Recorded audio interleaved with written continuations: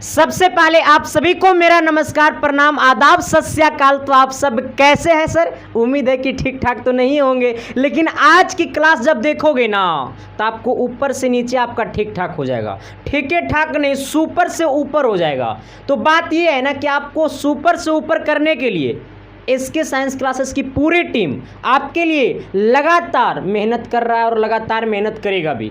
तो आज की क्लास में आपको मिलने वाला क्या है? तो आज की क्लास में आपको 60 क्वेश्चन का डिस्कशन मिलने वाला है, जहां पे आपको 30 को फिजिक्स रहेगा और 30 को केमिस्ट्री रहेगा।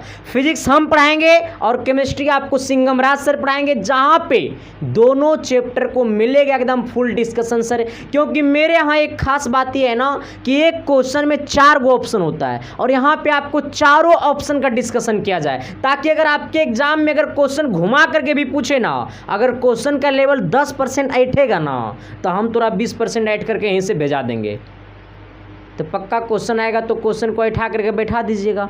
तो सिंपल बात ये है सर कि अगर इसका पीडीएफ आपको चाहिए तो आप जाइए वीडियो के डिस्क्रिप्शन में, टेलीग्राम का लिंक है। टेलीग्राम पे आपको सारे पीडीएफ मिलता रहता है, इंपॉर्टेंट क्वेश्चन भी।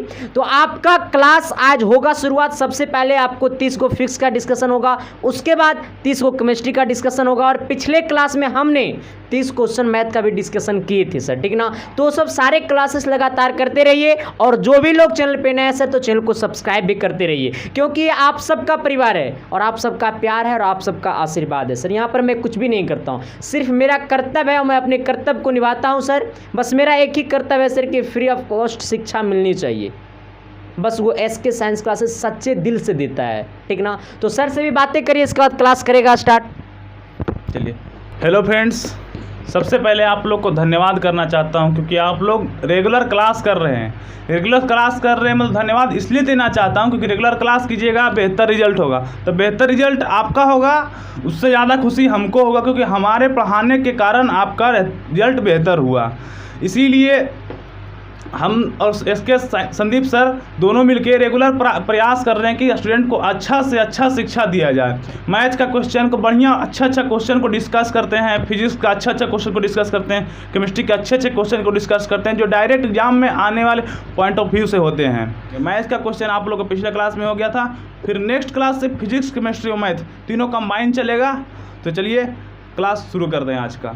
चलिए आइए सर, सबसे पहले 30 क्वेश्चन फिजिक्स का फोड़ते हैं, उसके बाद आप 30 क्वेश्चन केमिस्ट्री का फोड़िएगा, ठीक ना। लेकिन फिजिक्स का सबसे पहला क्वेश्चन क्या कहता है, थोड़ी सी गौर करना। और यार टोटल 30 क्वेश्चन है, ठीक ना। और 20 नंबर के बाद में जब जाइएगा ना क्वेश्चन में, तो वो सब ना इतना गजब का मतलब क्वेश्चन है ना कि बता नहीं सकते हैं। ये सब भी गजब है सर, लेकिन ये सब मीडियम क्वेश्चन है, ठीक ना। ये सब मीडियम क्वेश्चन है, मतलब ना तो ज़्यादा हार्ड है ना तो ज़्यादा लूज है, एकदम मीडियम वाला क्वेश्चन है, एग्जाम में आने वाला क्वेश्चन है, ठीक ना। आइएगा, कहता है एक स्वस्थ मनुष्य का तापमान होता है, एक स्वस्थ मनुष्य का तापमान पूछा है, ठीक ना। एक स्वस्थ मनुष्य का तापमान, अच्छा, एक स्वस्थ मनुष्य का जो तापमान होता है ना वो 98.4 डिग्री फ़ारेनहाइट।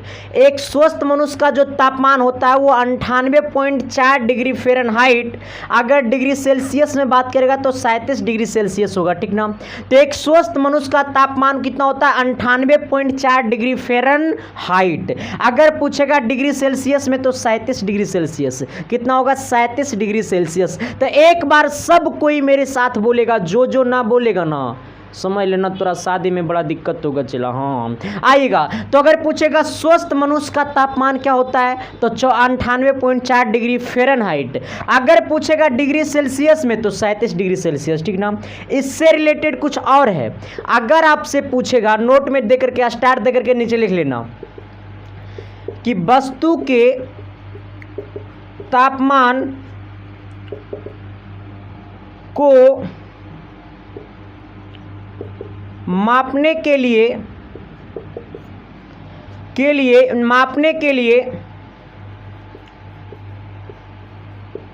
थर्मामीटर का उपयोग किया जाता है।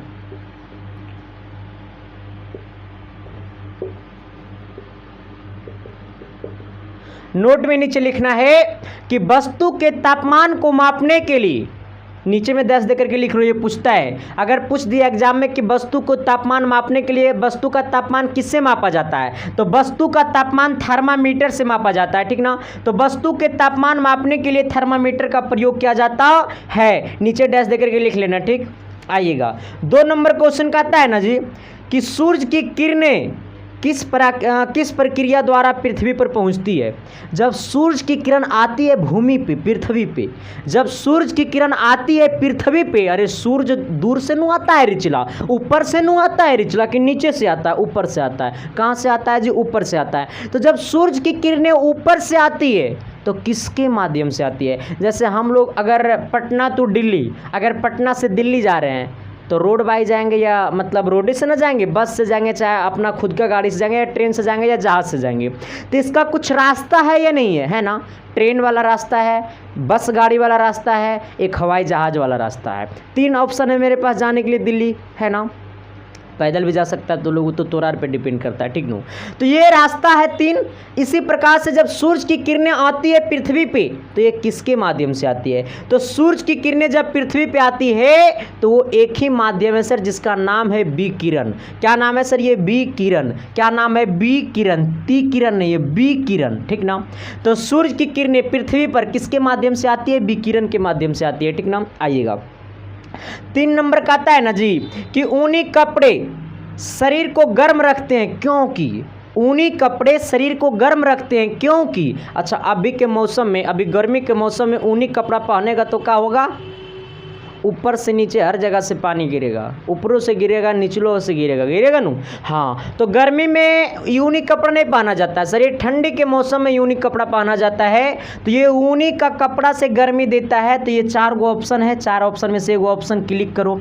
जल्दी कमेंट बॉक्स में सरिया दो चिला, अरे सरियाइएगा जी, तभी तो कहिएगा कि तेरे बिना जीना अब मुश्किल है, मैंने भी प्यार तुम्हें से करना सीखा। आइए, कहता है ऊनी कपड़े शरीर को गर्म रखते हैं क्योंकि ऊन से शरीर का तापमान बढ़ जाता है, गलत बात। ऊन से शरीर का तापमान बढ़ जाता है, गलत बात। ऊन उष्मा की कुचालक होती है, राइट। ऊनी जो होती है सर, ऊन जो होता है ना, ऊन जो होता है ना वो उष्मा का क्या होता है, कुचालक होता है। राइट आंसर तो इधर छुपा हुआ था, क्या होता है, कुचालक, कुचालक होता है, ठीक ना। ऊन जो होता है वो क्या होता है, उष्मा का कुचालक होता है, जिसके कारण ऊनी कपड़ा पहनने से शरीर का तापमान बढ़ जाता है, ठीक ना। शरीर का तापमान बढ़ जाता है, शरीर को गर्म रखते हैं, ठीक ना। तो ऊन क्या होता है, उष्मा का कुचालक होता है, ठीक ना, जिसके कारण शरीर में ऊनी कपड़ा पहनने से शरीर क्या हो जाता है, गर्म हो जाता है, ठीक ना। तो शरीर गर्म क्यों होता है, शरीर गर्म, ऊनी कपड़ा पहनने से शरीर गर्म क्यों होता है, क्योंकि ऊनी जो है वो उष्मा का क्या कुचालक है, ठीक ना। तो शरीर में ऊनी कपड़ा पहनने से शरीर गर्म क्यों हो जाता है, क्योंकि ऊन जो है वो उष्मा का कुचालक होता है, ठीक ना। यहाँ तक में किसी प्रकार की दिक्कत नहीं, अगर दिक्कत है चला तो थोड़ा सिस्टम में दिक्कत है। हाँ, सबसे पहले आप लोग अपना सिस्टम को चेक करिए तभी, है ना। कहता है क्या जी कि निम्नलिखित में से सही है। अच्छा, इसमें कौन सही है, कमेंट बॉक्स में करो। अरे जब जब तुझको देखूं तो दिल घबराता है। 4 नंबर कमेंट बॉक्स में कमेंट करके सरियाना दीजिए जी। कहता है ना कि निम्नलिखित में से सही है कौन। देखिए जो होता है ना, इसका ओरिजिनल फार्मूला देखिए, मैं लिखा देता हूँ डायरेक्टली। होता है C/5 बराबर F-32/9 बराबर, अगर इसी को बोला जाए तो इसी को बराबर होता है K-273/5। आइए अब यहाँ पे गौर करिएगा, आपके बराबर में 2 ही गो है, तो C/5 बराबर F-32/9 इतना ऑप्शन में आपको दे रहा होगा। ऑप्शन नंबर कितना दे रहा है, ऑप्शन नंबर सी दे रहा है, ठीक ना। ऑप्शन नंबर डी दे रहा है, ऑप्शन नंबर सी नहीं, डी दे रहा है, ठीक ना, क्योंकि यहाँ पे होता है C/5 ना कि 32/5। ये C/5 F-32/9, ठीक ना। कभी कभी रहेगा C/5 बराबर K-273। अब बत्ता कितना 5, कभी कभी ये भी रहेगा सर, ठीक ना। अगर यही 5 से 5 गला खोपचा में तो C बराबर हो गया K माइनस 273, किसी प्रकार की दिक्कत। यही 273 इधर आ जाएगा तो हो जाएगा C प्लस 273 बराबर कितना K, यानी केल्विन निकालने के लिए जो डिग्री सेल्सियस होता है उसमें 273 जोड़ देते हैं तो केल्विन में नहीं बदल जाता है, फार्मूला होता है ना, नहीं होता जी। केल्विन में बदलने के लिए हम लोग क्या करते हैं, तो 273 को जोड़ देते हैं, जो यूनिट दिया रहता है, तो ओरिजिनल फार्मूला ये होता है, चाहे ये होता है। यहाँ आप देखिए कभी कभी आपको ये दिया रहेगा, कभी कभी आपको इक्वल टू में ये भी लिखा रहेगा, ठीक ना। अब इसी अगर इसी को तोड़ेंगे तो ये 5 से 5 गला खोपचा में ऊपर बच गया C बराबर K माइनस 273, यहाँ पे C, यहाँ पे 273 माइनस में इधर एल की प्लस में चला, तो C प्लस 273 इक्वल टू कितना जी K। तो क्या मैंने जो बोला वो चमका न जी, अरे एस या नो तो बोलिए न जी। तो अगला क्वेश्चन की तरफ तो बढ़िए न जी। आइए, कहता है ना क्या कि प्रकाश का रंग निर्धारित करता है किस पे। देखिए जब भी पूछे ना आपसे 5 नंबर का आ रहा है, प्रकाश का रंग निर्धारित करता है, निर्भर करता है किस पे, प्रकाश का रंग निर्धारित करता है किस पे, तो एक गो नाम है तरंग दैर्घ्य। क्या नाम है चला, तरंग दैर्घ्य। क्या नाम है, तरंग दैर्घ्य, ठीक ना, तरंग दैर्घ्य, ठीक ना। तो प्रकाश का रंग निर्धारित करता है तरंग दैर्घ्य पे। एक बार सब कोई मेरे साथ बोलेगा, जहाँ पे बैठे हैं वहीं से बैठ करके बोलिएगा कि प्रकाश की रंग निर्धारित करता है किस पे, तरंग दैर्घ्य पे। प्रकाश की रंग निर्धारित करता है किस पे, तरंग दैर्घ्य पे, ठीक ना। आइए 6 नंबर का आता है ना जी कि मोटरसाइकिल में पीछे से आने वाली वाहनों को देखने के लिए प्रयुक्त होता है। अच्छा कमेंट करो, कमेंट करो, ये सब ना कमेंट करेगा। एक बात बड़ा अच्छा से हमको याद आ रहा था, एक्सीडेंट आदमी क्यों कर जाता है पता है क्यों? देखो एक पीछे कुछ रीजन है। सर वह बाइक चला रहा है, लड़की देख रहा है, देखता है ना बाइक वैसे चला रहा है, बाइक के साइड में 2 आईना लगा रहता है हैंडल में, देख रहा है साइड वाले ये पीछे से तो आ रही है मोहतरमा, मार रहा है स्लेटर, देखा पीछे वाला मोहतरमा को आम मार रहा है स्लेटर। अब वो लड़का जो बाइक चला रहा है ना, वो तो आईना से देख रहा है, साइड वाला आईना से देख रहा है, दर्पण से देख रहा है पीछे वाली मोहतरमा जो आ रही है। आई बाइक चला रहा है, एक्सीलेटर दे रहा है पीछे वाली मोहतरमा को दिखाने के लिए, एक्सीलेटर देते देते पीछे आईना में देख रहा है लड़की कोई ने गाड़ी चला रहा है, जैते जैते जैते जैते जैते मार दिया गड्ढा में, घप सना गला गड्ढा में। लड़की फिर एक बार जुल्फी से हिलाएगी और निकलते चली जाएगी। अच्छा वो लड़का गिरा किसके कारण? आईना के कारण। अगर वो लड़का के गाड़ी में आईना नहीं होता, ये साइड वाला दर्पण नहीं होता, मिरर नहीं होता, तो क्या वो लड़की को देख पाता? नहीं देख पाता। तो ये जो गाड़ी के जो साइड में जो दर्पण होता है ना, वो क्या होता है? उत्तल दर्पण। कौन सा दर्पण होता है? उत्तल दर्पण। क्यों? इसका पीछे भी कारण है, क्योंकि उत्तल दर्पण में वस्तु से छोटा प्रतिबिंब ला ला ला ला ला ला बनाता है, ठीक ना। अगर कोई वस्तु 10 मीटर का है तो उससे छोटा ही प्रतिबिंब बनाएगा। अगर कोई वस्तु 20 फीट का है और अगर उत्तल दर्पण में जाकर के वो अपना चेहरा देख रहा है तो उसको 5 फीट से कम ही दिखाई देगा, ठीक ना। तो यही बात है सर, उत्तल दर्पण में क्यों गाड़ी के साइड मिरर में दर्पण का इस्तेमाल किया जाता है? उत्तल दर्पण वो क्यों? क्योंकि उत्तल दर्पण में बड़ा वस्तु का छोटा प्रतिबिंब बनाता है। अब सोच चला कि आईना इतने गो, दर्पण इतने गो, अब पीछे में आ रहा बड़का ट्रक बा, दर्पण इतना ही गो, पीछे में आ रहा है बड़का ट्रक, तो दर्पण इतने गो आ रहा है, ट्रक बड़का गो, तो कैसे दिखाई देगा? तो बड़ा ट्रक का छोटा प्रतिबिंब बनाएगा, तो वो उत्तल दर्पण का काम है, ठीक ना। आइएगा ऑप्शन नंबर सी। 7 नंबर का आता है ना, निकट दृष्टि दोष से पीड़ित व्यक्ति की दृष्टि सही करने के लिए किस प्रकार के लेंस का प्रयोग किया जाता है? अगर कोई व्यक्ति निकट दृष्टि दोष से क्या है? पीड़ित है। कोई इंसान जो है वो 7 नंबर क्वेश्चन है, ठीक ना। कोई इंसान जो है ना वो निकट दृष्टि दोष है, मान लो कि हमरे मान लो, अच्छा हमको नहीं तो मेरी मोहतरमा को मान लेना, ऐसा तो कोई भी है नहीं। आइएगा, कहता है निकट दृष्टि दोष से पीड़ित व्यक्ति। अब मेरे को निकट दृष्टि दोष हो गया। अच्छा एक बात आप लोग कमेंट करिएगा, क्या कि निकट दृष्टि दोष में कौन सा वस्तु दिखाई नहीं देता है? मैं आप सबसे कमेंट में इसका जवाब चाहता हूं। अगर हमसे प्यार है मेरा पढ़ाई से प्यार है, अपने खुद से प्यार है। आपको अगर खुद से प्यार है तो इसका कमेंट करना, गलत चाहे सही करना, लेकिन कमेंट करना। जिन व्यक्ति को निकट दृष्टि दोष रहेगा वो व्यक्ति कौन सी वस्तु को नहीं देख पाएगा? पास वाला वस्तु को नहीं देख पाएगा या दूर वाली वस्तु को नहीं देख पाएगा? ये कमेंट कर देना, ठीक ना। आइए, हमसे पूछा निकट दृष्टि दोष को खत्म करने के लिए कौन सा लेंस का इस्तेमाल किया जाता है? आइएगा, निकटा, मैंने इसका ट्रिक भी पढ़ाया था, ठीक ना। निकटा, एक अक्षर, दो अक्षर, तीन अक्षर, एक अक्षर, दो अक्षर, तीन अक्षर। अब सोचो सर, ये निकट जो है ना वो 3 अक्षर से बना, और दूसरा होता है दूर दृष्टि दोष, यही ना होता है दूर दृष्टि दोष। आइएगा, अच्छा निकट बना है 3 अक्षर से, ये जो दूर बना है वो 2 अक्षर से बना है। तो इसको दूर करने के लिए कौन सा लेंस का इस्तेमाल किया जाएगा और निकट दृष्टि दोष को दूर करने के लिए कौन सा लेंस का इस्तेमाल किया जाएगा? निकट बना है 3 अक्षर से, मैंने किसी से 10,000 रुपये लिया, अब वो जिससे मैंने 10,000 रुपये लिया उसको तो ब्याज सहित ना लौटाना है जी। अब मैंने 10 महीना का बाद उसको फिर 10 से 1000 दिए, एक मतलब उसको हम पूरा पैसा दिए नहीं ना दिए। हम किसी से 10,000 रुपये लिए, फिर उसको 10 से 1000 लौटा रहे हैं, और वो हम ब्याज पर पैसा लिए थे, तो क्या उसको हम पूरा पैसा दे दिए? नहीं दिए, सिर्फ मूड दिए, ब्याज नहीं दिए। इसी प्रकार से हमें उसको पूरा पैसा चुकाने के लिए हमको 10,000 से ज़्यादा पैसा देना पड़ेगा। यहाँ पे निकट 3 अक्षर में इसको ख़त्म करना है तो सर्वा 4 अक्षर वाला खोजना, तो 4 अक्षर में अवतल आता है, तो निकट दृष्टि दोष को दूर किया जाएगा अवतल लेंस से, और दूर आता है 2 अक्षर से, और खोजो 3 अक्षर में, तो दूर दृष्टि दोष को दूर किया जाएगा उत्तल लेंस से। कौन सा लेंस रे मोहतरमा? उत्तल लेंस। कौन सा लेंस रे बबुआ? उत्तल लेंस। तो क्या मैंने जो बोला वो चमका न जी? अरे एस या नो तो बोलिए न जी। तो अगला क्वेश्चन की तरफ तो चढ़िए न जी। 8 नंबर क्वेश्चन कहता है ना कि निम्नलिखित में से गलत कथन है। अच्छा, 4 गो ऑप्शन है, ये 4 ऑप्शन में से वो गलत को चॉइस करो।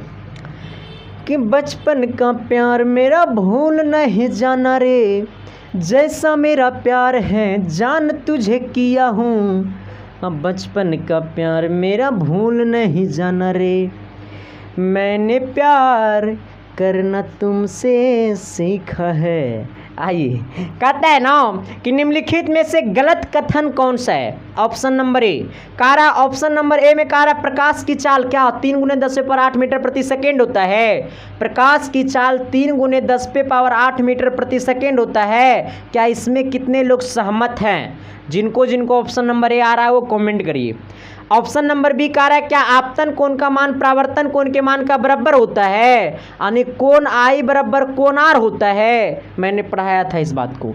ऑप्शन नंबर सी कहता है ना कि स्नेल का नियम, चला मैंने प्रकाश का बर्तन पढ़ाया, अभी भी यूट्यूब पे वीडियो पढ़ाया, जा करके देख लो।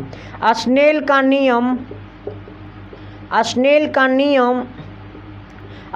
नियम होता है साइन आई बट्टा साइन आर, म्यू बराबर होता है साइन आई बट्टा साइन आर, लेकिन यहाँ पर दिया हुआ है म्यू बराबर साइन म्यू आर।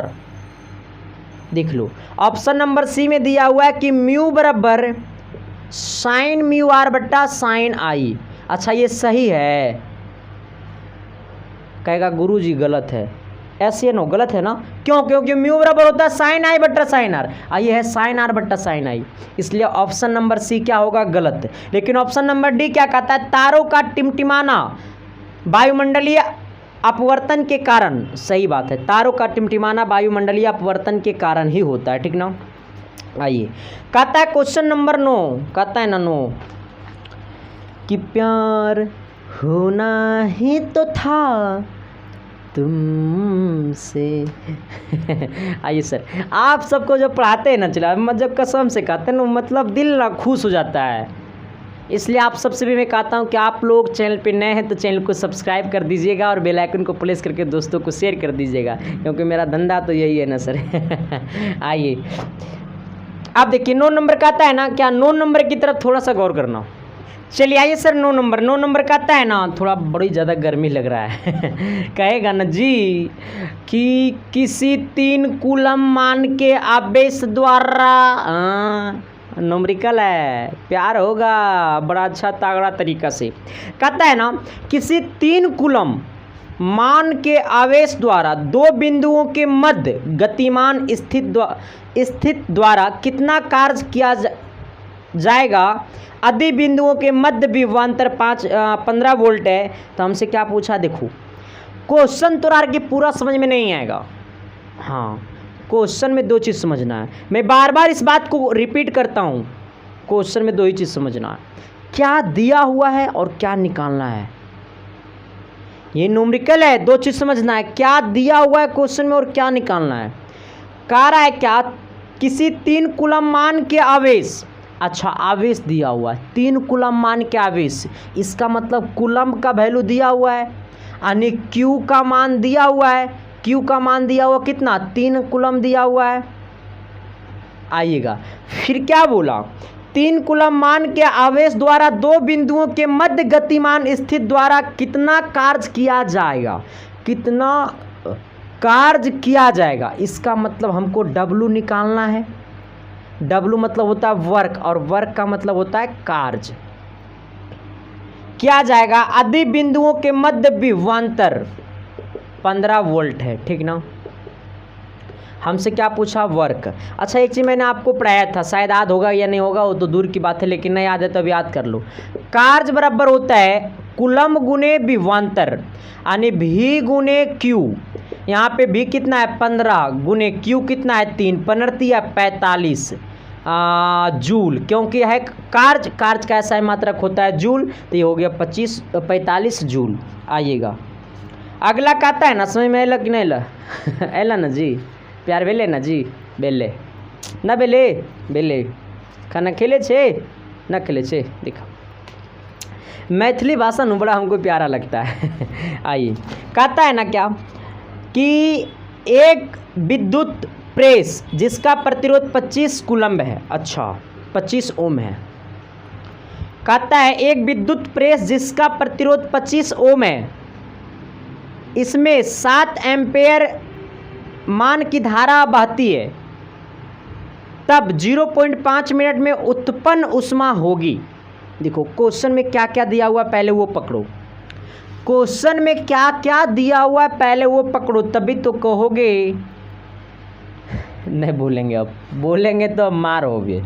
कहता है ना एक विद्युत प्रेस जिसका प्रतिरोध 25 ओम है, अच्छा प्रतिरोध मतलब रेसिस्टेंस, और कितना है 25 ओम है, ठीक ना 25 ओम है। आइएगा फिर क्या बोला, इसमें 7 एम्पेयर की धारा प्रवाहित होती है। विद्युत धारा कितना का प्रवाहित होता है, I बराबर 7 एम्पेयर का। फिर क्या बोला, तब 0.5 मिनट में, अच्छा टाइम कितना दिया हुआ 0.5 मिनट, 0.5 मिनट में उत्पन्न ऊष्मा कहे तो हीट इक्वल टू वाट।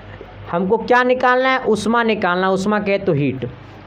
अच्छा आप गौर करिएगा, ये 0.5 मिनट है, 1 मिनट में कितना सेकेंड, 60 सेकेंड, तो 0.5 मिनट में तो 1 मिनट का आधा, 1 मिनट का आधा सेकेंड में बदलना है तो 30 सेकेंड हो जाएगा।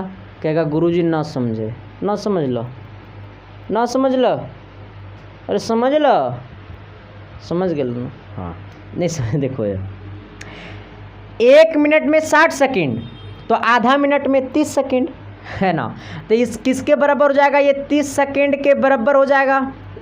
आइएगा हमसे क्या पूछा है, हीट पूछा है। फार्मूला होता है H बराबर I स्क्वायर आर टी, ठीक ना, I स्क्वायर आर टी। आई का वैल्यू कितना है 7 एम्पेयर, 7 का स्क्वायर गुने आर का वैल्यू कितना है रे बबुआ 25 है, ठीक ना। आइएगा यहाँ पे टी का मान कितना है 30 सेकेंड है, इसको करिएगा तो सर ये 7 7 49 और गुने 25। आइएगा गुने कितना 30, इसको गुना करिए। जब इसको आप गुना करिएगा ना तो आपको बड़ा अच्छा ऑप्शन आ जाएगा। कहाँ गया ऑप्शन, आएगा आपको जब 4 जीरो हो जाएगा ना तो ये 10 पे पावर 4 कर देंगे, क्योंकि 4 जीरो लगातार हो जाएगा, ठीक ना।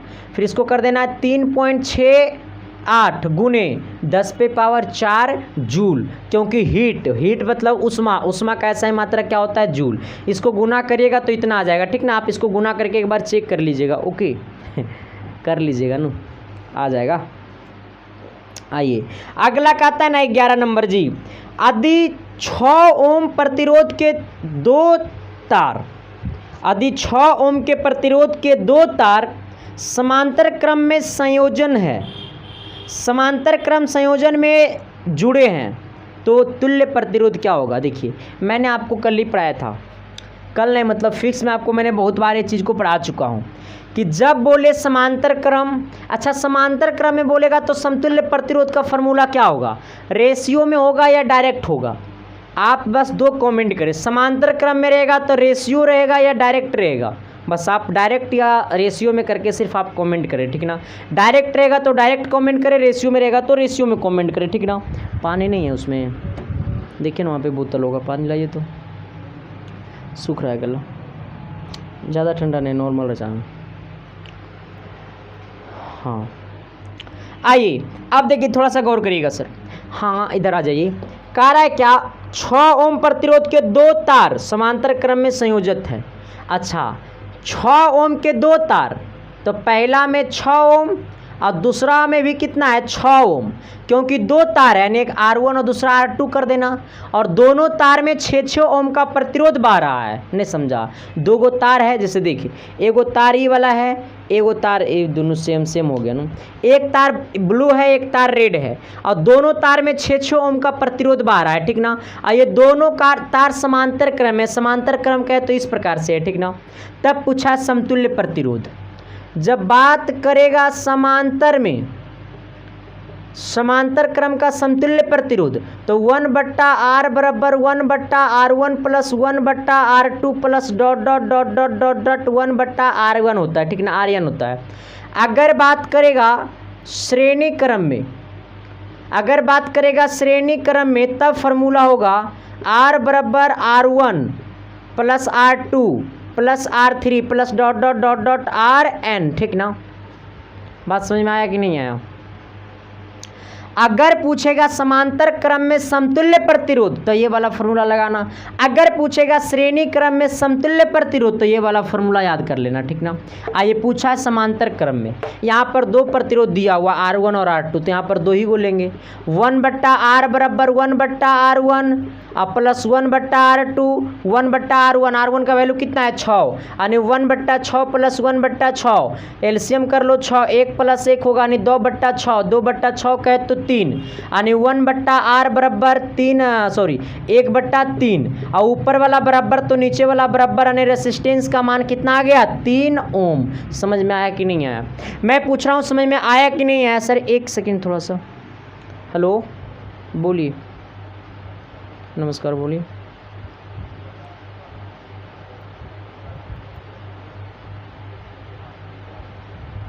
अच्छा तो कोर्स अभी नहीं खुला है, 24 घंटा का टाइम दिया गया था ना। अच्छा नहीं खुला है तो खुल जाएगा शाम तक में, थोड़ा सा उसमें सैटरडे भी हो गया ना, इसी कारण नहीं खुल पाया होगा। हाँ आइएगा सर, तो जब पूछेगा तो इस प्रकार से निकाल देंगे। किसी प्रकार की दिक्कत है तो मेरे घर पे आ जाइएगा। एड्रेस है मेरा इधर उधर www.com। 11 नंबर था, 12 नंबर की ओर बढ़िएगा। 12 नंबर कहाँ गए रे चिला, 12 number 12 number 12 number 12 number 12 number 12 number कौन गया 12 नंबर 12 नंबर 12 नंबर आपके स्क्रीन के छप गया होगा 12 नंबर। 12 नंबर कहता है ना, पता है क्या, ये जिंदगी एक सफ़र है। चलिए देखिए 12 नंबर कहता है ना, सेल से प्राप्त होने वाला धारा।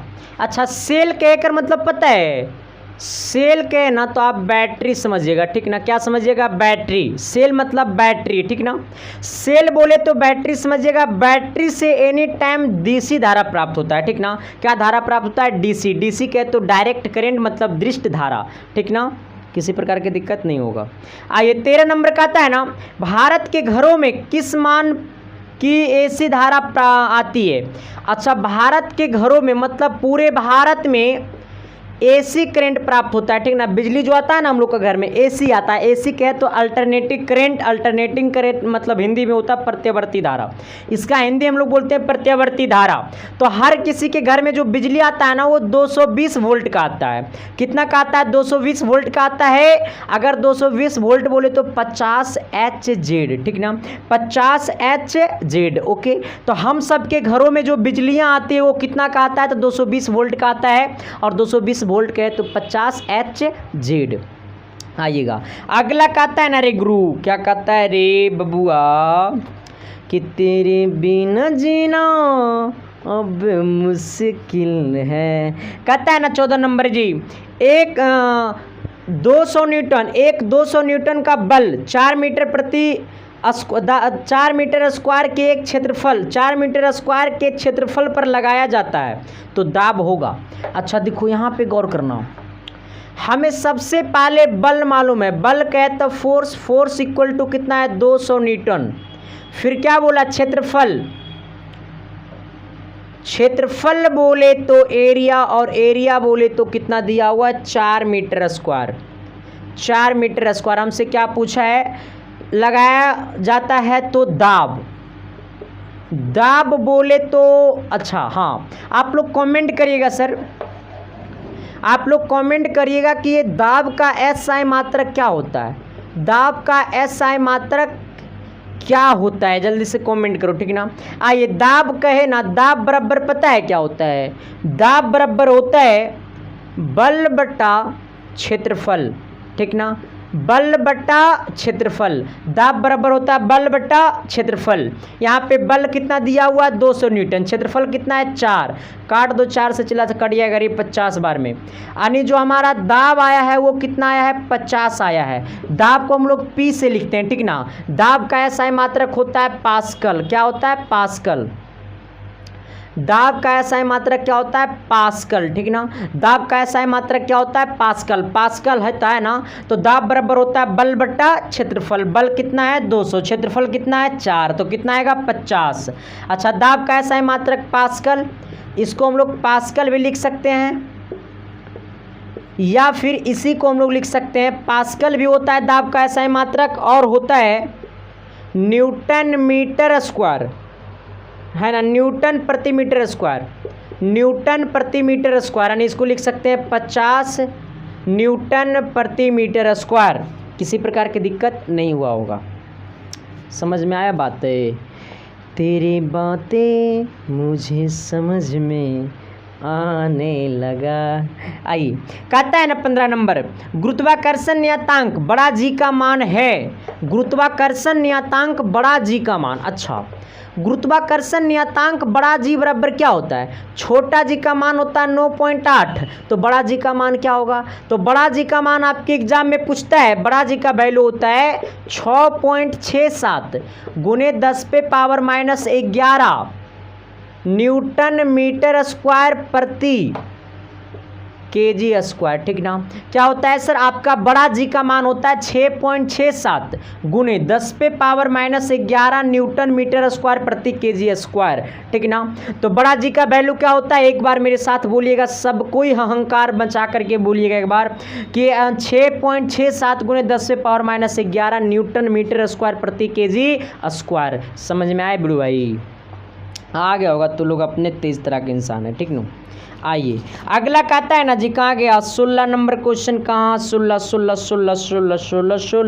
रे बबुआ तो 16 रे। हाँ आइए 16 नंबर क्वेश्चन बड़ा लाजवाब है, ठीक ना। थोड़ी सी गौर करिएगा, प्यार हो जाएगा। आइए 16 नंबर देखिए, कहता है ना क्या, कि किसी स्थिर बिंदु से प्रारंभ करके एक कार। अच्छा देखो, क्वेश्चन को थोड़ा सा गौर से पढ़ना, क्योंकि ये सब क्वेश्चन जो है ना सर वो बड़ा ही लाजवाब है, ठीक ना। ये सब क्वेश्चन में ही आंसर छुपा हुआ रहता है। कहता है किसी स्थिर वस्तु से प्रारंभ करके एक कार 30 सेकेंड समय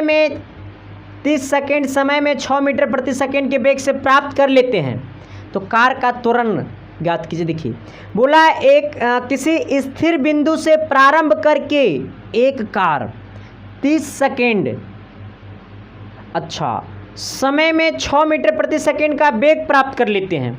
अच्छा कह रहा है क्या किसी स्थिर बिंदु से प्रारंभ करके, मतलब एक अभिकार जो है वो क्या है, रुका हुआ है। ये कार क्या है, रुका हुआ है, ठीक ना। अब ये कार यहाँ पे रुका हुआ है, ए पॉइंट पे रुका हुआ है, लेकिन ये फिर चलना प्रारंभ करता है 6 मीटर प्रति सेकेंड से, है ना। 6 मीटर प्रति सेकेंड से चलना प्रारंभ कर देता है। लेकिन अभी ये कार क्या है, तो अभी ये वाला जो कार है वो इस पॉइंट पर क्या चीज में है, इस पॉइंट पर ये कार क्या चीज में है, रेस्ट में है। रेस्ट कहे तो विरामा में है, ठीक ना। ये वाला कार यहाँ पे रुका हुआ है, लेकिन ये कार फिर जब चलना प्रारंभ करता है, तो जब ये कार यहाँ पे पहुँच जाता है तो यहाँ पर वेग हो जाता है 6 मीटर प्रति सेकेंड, ठीक ना। अच्छा, इस कार का प्रारंभिक वेग क्या होगा, प्रारंभिक वेलोसिटी क्या होगा, इस कार का प्रारंभिक वेग क्या होगा, मतलब इनिशियल वेलोसिटी क्या होगा। तो जब ये कार रुका हुआ है तो इनिशियल वेलोसिटी 0, इसका मतलब v का मान क्या हो, सॉरी u का मान क्या हो गया, 0। u का मान क्या हो गया, 0। अच्छा, फाइनल वेलोसिटी कितना प्राप्त कर लेता है, वो 6 मीटर प्रति सेकेंड का वेग प्राप्त कर लेता है। इसका मतलब v का मान कितना आ गया, 6 मीटर प्रति सेकेंड।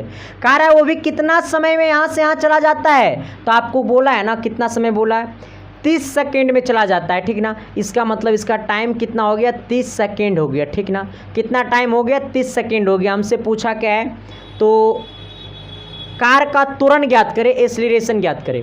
अच्छा, ए बराबर वाट, आप सबको पता है कि v बराबर होता है u प्लस ए टी, होता है ना। ये वाला u प्लस में नहीं आएगा माइनस में, तो v माइनस यू बराबर ए गुने टी। यहाँ पे हमको क्या निकालना है, त्वरण। त्वरण कहे तो ए, त्वरण बोले तो ए। अच्छा, यहाँ पे टी गुना में नीचे आएगा भागा में, तो v माइनस यू बट्टा टी बराबर कितना, ए। v का मान कितना है, तो v का मान 6 माइनस यू, यानी यू 0 हो गया, टी कितना हो गया, 30 बराबर ए, यानी ये वाला कितना हो गया, 6 बट्टा 30 बराबर ए। इसको काटेंगे 5 बार, यानी 1 बट्टा 5, 1 बट्टा 5 कहे तो ए। अच्छा, 1 बट्टा 5 का मतलब कितना, 0.2, यानी एक्सीलरेशन कितना आ गया है, 0.2 मीटर प्रति सेकेंड स्क्वायर, यानी त्वरण कितना आ गया है, 2 मीटर प्रति सेकेंड स्क्वायर। बात तेरे दिल तक गया कि नहीं गया, मैं पूछ रहा हूँ सर, ये बात आपके दिल तक गया कि नहीं गया। अगर गया तो एक बार बजा दो डंका, हिला दो घर हिलेगा तो मम्मी मारबो करेगा। हाँ, ये सब मत करिएगा। 17 नंबर का आता है ना, किसी वस्तु के, अच्छा, किसी वस्तु की स्थिर अवस्था में संवेग होगा कि कोई भी वस्तु स्थिर है, ठीक ना। तो जब कोई वस्तु स्थिर है तो स्थिर अवस्था में संवेग क्या होगा, जब कोई वस्तु स्थिर है, स्थिर अवस्था में संवेग क्या होगा। थोड़ा सा कमेंट करिए सर, थोड़ा सा कमेंट करिए, ज़्यादा नहीं। कमेंट ना करेगा थोड़ा से नफरत करेंगे, नफरत। तुम चले जाओ मेरे दिल से, मैं अकेला खुश रह जाऊंगा। डायलॉग ही नहीं मारने आता है ना। आइए सर, कहता है ना, किसी वस्तु के स्थिर अवस्था में संवेग क्या होगा। तो जब कोई वस्तु स्थिर होता है, ठीक ना, तो स्थिर अवस्था में संवेग क्या होता है, शून्य होता है। क्या होता है सर, ये आपका शून्य होता है, ठीक ना। तो जब कोई वस्तु स्थिर अवस्था में, तो स्थिर अवस्था में संवेग क्या होगा, शून्य होगा। अच्छा, संवेग एक कौन सी राशि है, तो संवेग एक सदिश राशि है, ठीक ना। ये भी एग्जाम में आता है। संवेग एक कौन सी राशि है, अदिश राशि है। अच्छा, संवेग को हम लोग P से लिखते हैं, ठीक ना। P बराबर संवेग बराबर होता है mv। क्या होता है, P बराबर होता है mv। क्या होता है, P बराबर होता है mv। अच्छा, P बराबर होता है फॉर्मूला mv। जब संवेग निकालने के लिए बोलेगा तो मास और वेलोसिटी आपको मालूम रहेगा तो संवेग निकल जाएगा। अच्छा, संवेग का SI मात्रक क्या होता है, तो संवेग m मतलब होता है kg, वेलोसिटी का होता है मीटर प्रति सेकेंड स्क्वायर, और इसका SI मात्रक होगा kg मीटर प्रति सेकेंड स्क्वायर। ने समझा, देखो इधर, यहाँ पे m मतलब क्या होता है, द्रव्यमान, द्रव्यमान का होता है kg SI मात्रक। v का मतलब क्या होता है, वेलोसिटी मीटर प्रति सेकेंड स्क्वायर, तो kg मीटर प्रति सेकेंड स्क्वायर, ठीक ना। आइएगा, अगला कहता है ना 18 नंबर क्वेश्चन। कहाँ गिला जी, 18 कने गिला जी, 18। हाँ, कहता है खगोलीय मात्रक au का मान होता है। अच्छा, एक खगोलीय मात्रक au का मान होता है, एक खगोलीय मात्रक au का मान होता है। देखिए, खगोलीय मात्रक AU से हम लोग लिखते हैं, ठीक ना। तो AU बराबर होता है 1.5 गुने 10⁻11 मीटर, इसको याद कर लीजिएगा, ठीक ना। आइए 19 नंबर का आता है ना क्या, कि दूध के घनत्व को किसके द्वारा मापा जाता है? लैक्टोमीटर द्वारा। किसके द्वारा? लैक्टोमीटर, ठीक ना। दूध का घनत्व किसके द्वारा मापा जाता है? लैक्टोमीटर। किसके द्वारा? लैक्टोमीटर।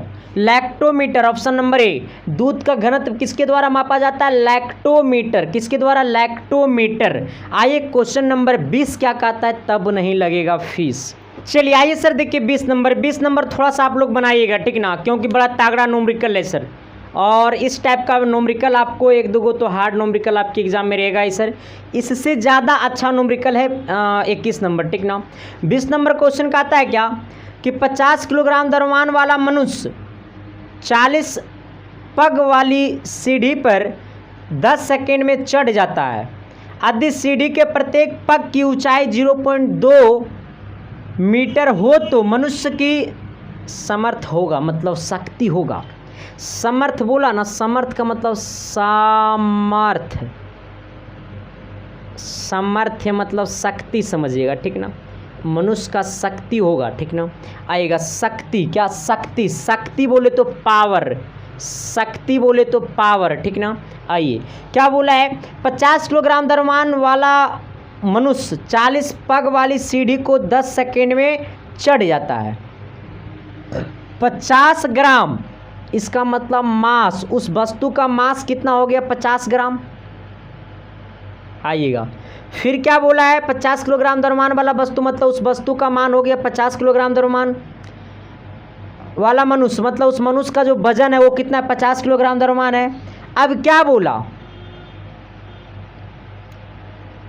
40 पग वाली सीढ़ी पर 10 सेकेंड में चढ़ जाता है। अच्छा, कितना सेकेंड में चढ़ जाता है सर? तो ये 10 सेकेंड में चढ़ जाता है, ये ना बोला। यदि सीढ़ी के प्रत्येक पग की ऊंचाई 0.20 मीटर हो तो मनुष्य की समर्थ होगा। अच्छा, यहाँ पे एक बात को थोड़ा सा गौर करिएगा। बात को गौर इसलिए करिएगा क्योंकि क्वेश्चन जो है सर वो बड़ा ही तागड़ा है, ठीक ना।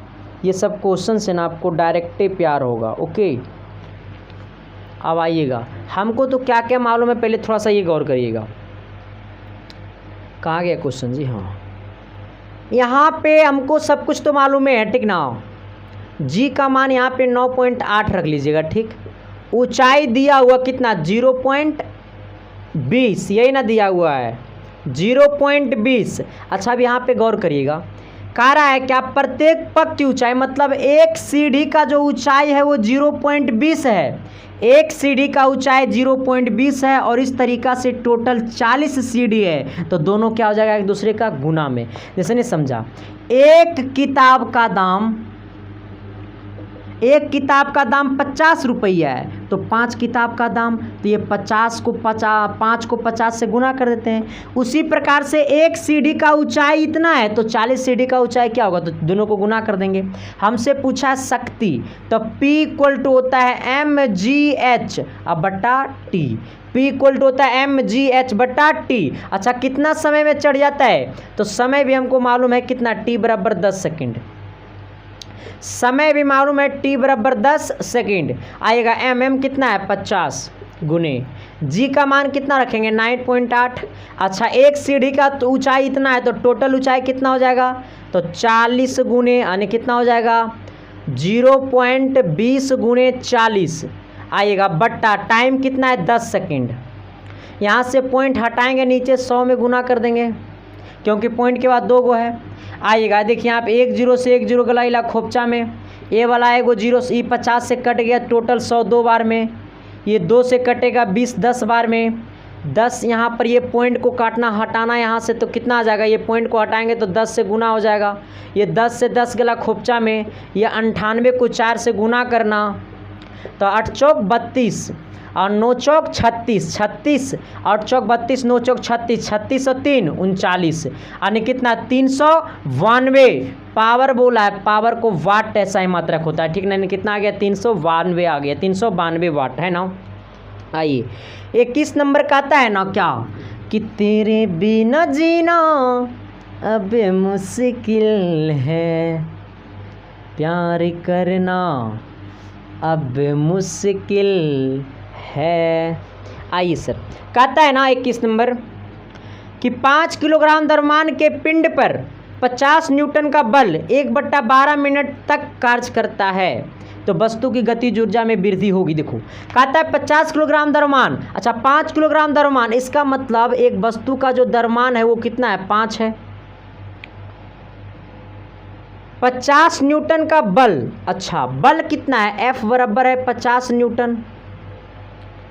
कह रहा है समय कितना दिया हुआ तो 1/12 मिनट, 1/12 मिनट, अच्छा 1/12 मिनट इसको सेकेंड में कन्वर्ट कर दो तो 1/12 में 60 से गुना कर दो तो 12 × 5 = 60, इसका मतलब 5 सेकेंड। कितना सेकेंड सर ये 5 सेकेंड, ठीक ना, कितना सेकेंड 5 सेकेंड, यानी टाइम कितना हो गया 5 सेकेंड, नहीं समझा। टाइम दिया हुआ 1/12 मिनट, तो 1/12 में 5 से गुना कर देंगे तो 60 से गुना कर देंगे तो सेकेंड में बदल जाएगा।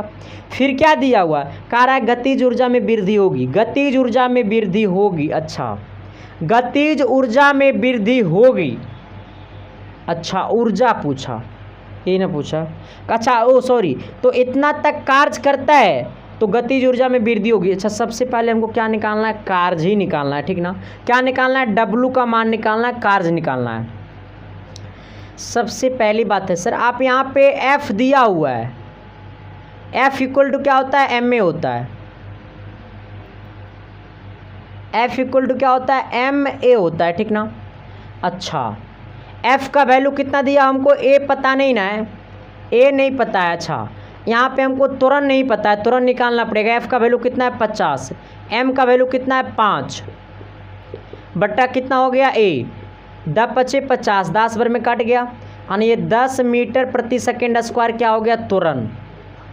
समझा कि नहीं समझा, तो A कितना हो गया सर 10 मीटर प्रति सेकेंड स्क्वायर। हमसे क्या पूछा है, कार्य पूछा है, ठीक ना। अच्छा A हमको पता हो गया, हमसे कार्य पूछा है, तो सबसे पहले कार्य निकालने के लिए आपको W = होता है FS, क्या होता है FS होता है, ठीक ना। W = क्या होता है FS होता है, तो सबसे पहले हमको S निकालना पड़ेगा, तो S = होता है S बराबर होता है UT + ½ AT²।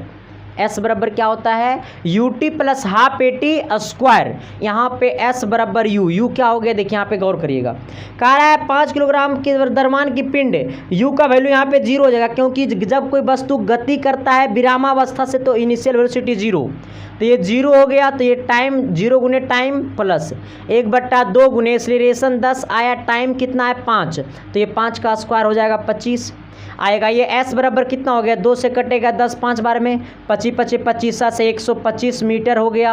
यानी हमको S पता हो गया, तो हमको W पता कर लेना है, W = होता है FS। F कितना है सर ये 50 है, गुने S कितना है तो आपका 125 है, गुना कर दो सर तो 5 × 5 = 25 और 5 दूनी 10, 10 और 2 12, 10 2 कितना होगा सर ये 12, यानी अच्छा ये सॉरी देख लो यहाँ पे, हाँ इसको गुना करिएगा ना तो 6 2 5 0 आएगा, ठीक ना, 6 2 5 0, नहीं यही हमारा क्या हो गया आंसर हो गया सर। तो आपका एक इससे क्वेश्चन रहेगा सर, बाकी की क्वेश्चन आपको अगली क्लास में कराएंगे, आज तक का क्लास यहीं रहेगा और फिर केमिस्ट्री का आप लोग मजा लीजिए। फिर मिलते हैं आप सबके बीच नेक्स्ट क्लास में, तब तक के लिए बाय। और चैनल पर जो भी लोग नए चैनल को सब्सक्राइब कर दीजिएगा और बेल आइकन को प्रेस करके दोस्तों को भी शेयर कर दीजिएगा। और एक बात और बता देना चाहते हैं सर, जो भी लोग अभी तक पॉलिटेक्निक का कोर्स नहीं खरीदे तो जा करके SK साइंस क्लासेस एप्लीकेशन को डाउनलोड करिए प्ले स्टोर से, और मात्र 300 रुपया में एक टी शर्ट का दाम है सर 300 रुपया। एगो टी शर्ट नहीं खरीदिएगा 1 साल में, लेकिन इस कोर्स को खरीद लीजिए, क्योंकि ये कोर्स आपको शेरवानी में बदल देगा। शादी होगा तो पढ़िए लिखिएगा तब ना शादी होगा। और दूसरी बात है सर कि जो भी लोग अभी तक 900 गैस क्वेश्चन नहीं खरीदा तो जाकर के खरीद लीजिए सर, क्योंकि आपके एग्जाम में इसमें 300 फिक्स है, 300 केमिस्ट्री है, 300 मैथ है। ये 900 से कम आपके एग्जाम में 40% क्वेश्चन आने वाला है, तो इसका प्राइस मात्र 60 रुपया है सर। ये 100 रुपया को हटा करके मैंने 60 रुपया कर दीजिए, खरीद लीजिए। उसको खरीदने के लिए क्या करना पड़ेगा, तो यहाँ पे एक नंबर दिख रहा होगा 90 वाला नंबर, उस नंबर पे 60 रुपया पेमेंट कर देना और वही व्हाट्सअप नंबर पे, उस नंबर से व्हाट्सअप पे भी चलता है, वही व्हाट्सअप नंबर पे आपको पेमेंट का स्क्रीनशॉट भेज देना और मैसेज में लिख देना है कि सर मुझे पॉलिटेक्निक का गेस क्वेश्चन चाहिए। आपके पास मिनट भर में PDF फाइल सेंड कर दिया जाएगा। तो आप लोग खरीद लीजिए sir. Thank you, love you. और जो भी लोग चैनल पे नए, चैनल को सब्सक्राइब कर दीजिएगा और बेल आइकन को प्रेस करके दोस्तों को भी शेयर कर दीजिएगा। Thank you sir, love you. तो चलिए केमिस्ट्री के टॉप 30 क्वेश्चन आज शुरू करते हैं। क्वेश्चन नंबर 1 से 30 चलेगा और सारा ऑप्शन, क्वेश्चन का सिर्फ क्वेश्चन नहीं बताया जाएगा, क्वेश्चन का आंसर नहीं बताया जाएगा, उसका सारा ऑप्शन भी बताया जाता है कि अगर इस तरह का क्वेश्चन रहे, मतलब ऑप्शन अगर ये किस क्वेश्चन का ऑप्शन है, ये किस क्वेश्चन का ऑप्शन है और ये किस क्वेश्चन का ऑप्शन है, ये सारे के बारे में डिस्कस करेंगे। तो चलिए पहला क्वेश्चन आपके आर्यहंत बुक से लिखा हुआ है। पहला क्वेश्चन, CO2 में कुल इलेक्ट्रॉनों की संख्या होती है, मतलब CO2 कार्बन डाइऑक्साइड में, मार्कर दीजिएगा जी, कहाँ रखे हैं मार्कर,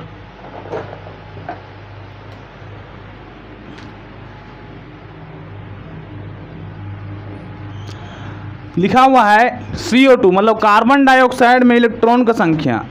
इसका मतलब क्या बोल रहा है, CO2 जानते हैं ना, कार्बन डाइऑक्साइड, क्या क्या होता है इसमें, कार्बन भी होता है और ऑक्सीजन भी होता है, में इलेक्ट्रॉन का संख्या, इलेक्ट्रॉन का संख्या समझ रहे, मतलब कितना इलेक्ट्रॉन इसके अंदर है, मतलब कार्बन में कितना इलेक्ट्रॉन है और ऑक्सीजन में कितना इलेक्ट्रॉन है।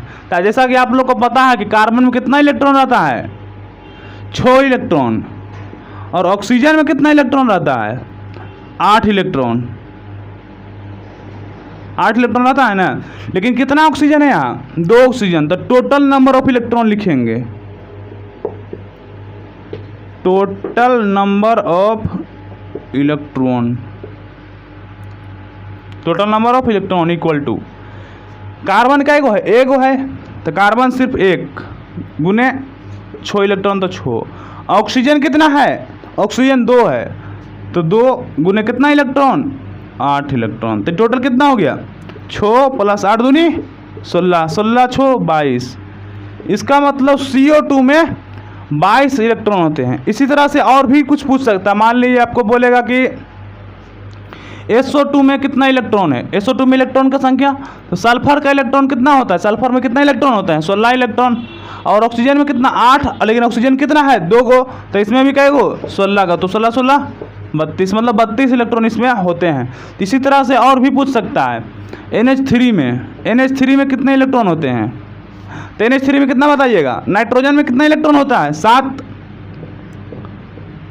और हाइड्रोजन में कितना इलेक्ट्रॉन होता है 1, लेकिन कई गो हाइड्रोजन है तो 3 गो, तो 7 और 3 10 इलेक्ट्रॉन।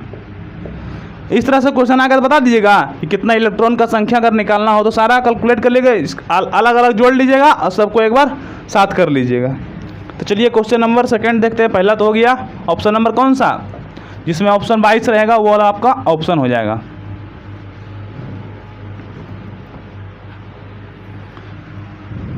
जिस भी अणु का, जिस भी मॉलिक्यूल का इलेक्ट्रॉन का संख्या बोले तो उसके परमाणु का, जो परमाणु है सभी के इलेक्ट्रॉन की संख्या को अब जितना है उसके संख्या से गुणा करके जोड़ दिया जाता है। आपका ऑप्शन नंबर बी। चलिए दूसरा क्वेश्चन है, लोहे का परमाणु क्रमांक 26 है, इसका इलेक्ट्रॉनिक विन्यास क्या होगा। अच्छा, इलेक्ट्रॉनिक विन्यास हम क्लास में कराए हैं, लेकिन आप लोग को भी बता देते हैं इलेक्ट्रॉनिक विन्यास। क्लास में हम लोग बताए हैं, एप्लीकेशन पर जो क्लास चल रहा है उसमें बताया कि इलेक्ट्रॉनिक विन्यास कैसे लिखा जाता है। इलेक्ट्रॉनिक विन्यास लिखने का नियम है, सबसे पहले 1s में भरता है। 1s कितना इलेक्ट्रॉन है, टोटल कितना है, आयरन का कितना होता है एटॉमिक नंबर 26, आयरन ही ना पूछा, आयरन का 26, तो 1s 2s में 2 इलेक्ट्रॉन, फिर उसके बाद 2s आता है, 2s में कितना इलेक्ट्रॉन, इसमें भी 2 इलेक्ट्रॉन, उसके बाद आता है 2p में कितने इलेक्ट्रॉन, मैक्सिमम 6, तो 6, उसके बाद कितना आता है 3s में कितना 2, उसके बाद क्या आता है 3p में कितना इलेक्ट्रॉन, p में 6 इलेक्ट्रॉन, मैक्सिमम 6। अच्छा जोड़िए, टोटल 26 होना चाहिए, सारा जोड़ करके 26 होना चाहिए। अभी कितना हो रहा है, 2 और 2 4, 6 4 10 और 6 2 8, 10 8 18, अभी 18 हुआ है, अभी 26 लाना है, इसका मतलब 8 कम से कम और चाहिए। अच्छा 4s में कितना इलेक्ट्रॉन होता है, उसके बाद 3p के बाद 4s होता है, 4s का 2 फुल होगा, 4s में इसमें 2 होता है, उसके बाद आता है 3d, टोटल कितना हुआ 2 2 4 छः चार 10, 10 दो 12 और 12 छः 18, 18 दो 20। आयरन में कितना चाहिए 26, तो यहाँ पे हो गया 6। आयरन का इलेक्ट्रॉनिक विन्यास क्या हो गया 3d6, लास्ट में 3d6, यही आपका इलेक्ट्रॉनिक विन्यास। तो मान लीजिए 1s 2s तो ऑप्शन में नहीं दिया हुआ है, तो सिर्फ ऊपर लिख लीजिए 2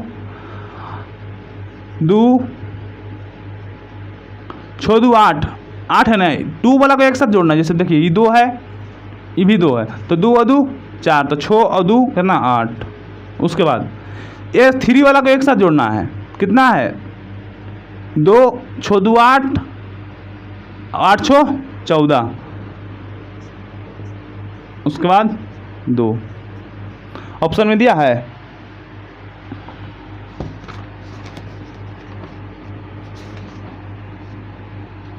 देखिए है ना, इलेक्ट्रॉनिक विन्यास 2 8 14 और 2, इसमें 2 है, इसमें 8 है,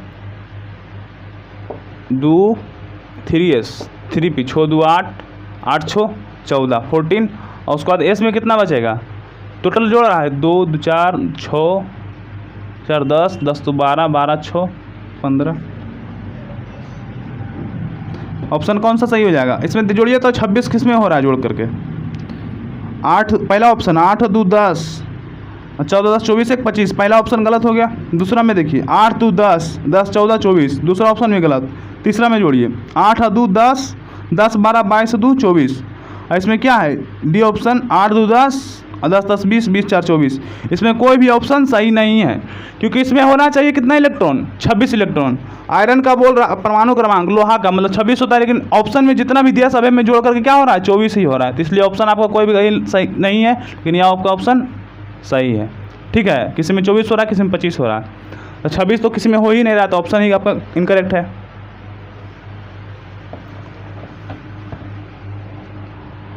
क्वेश्चन नंबर 2 नेक्स्ट है क्वेश्चन नंबर 3।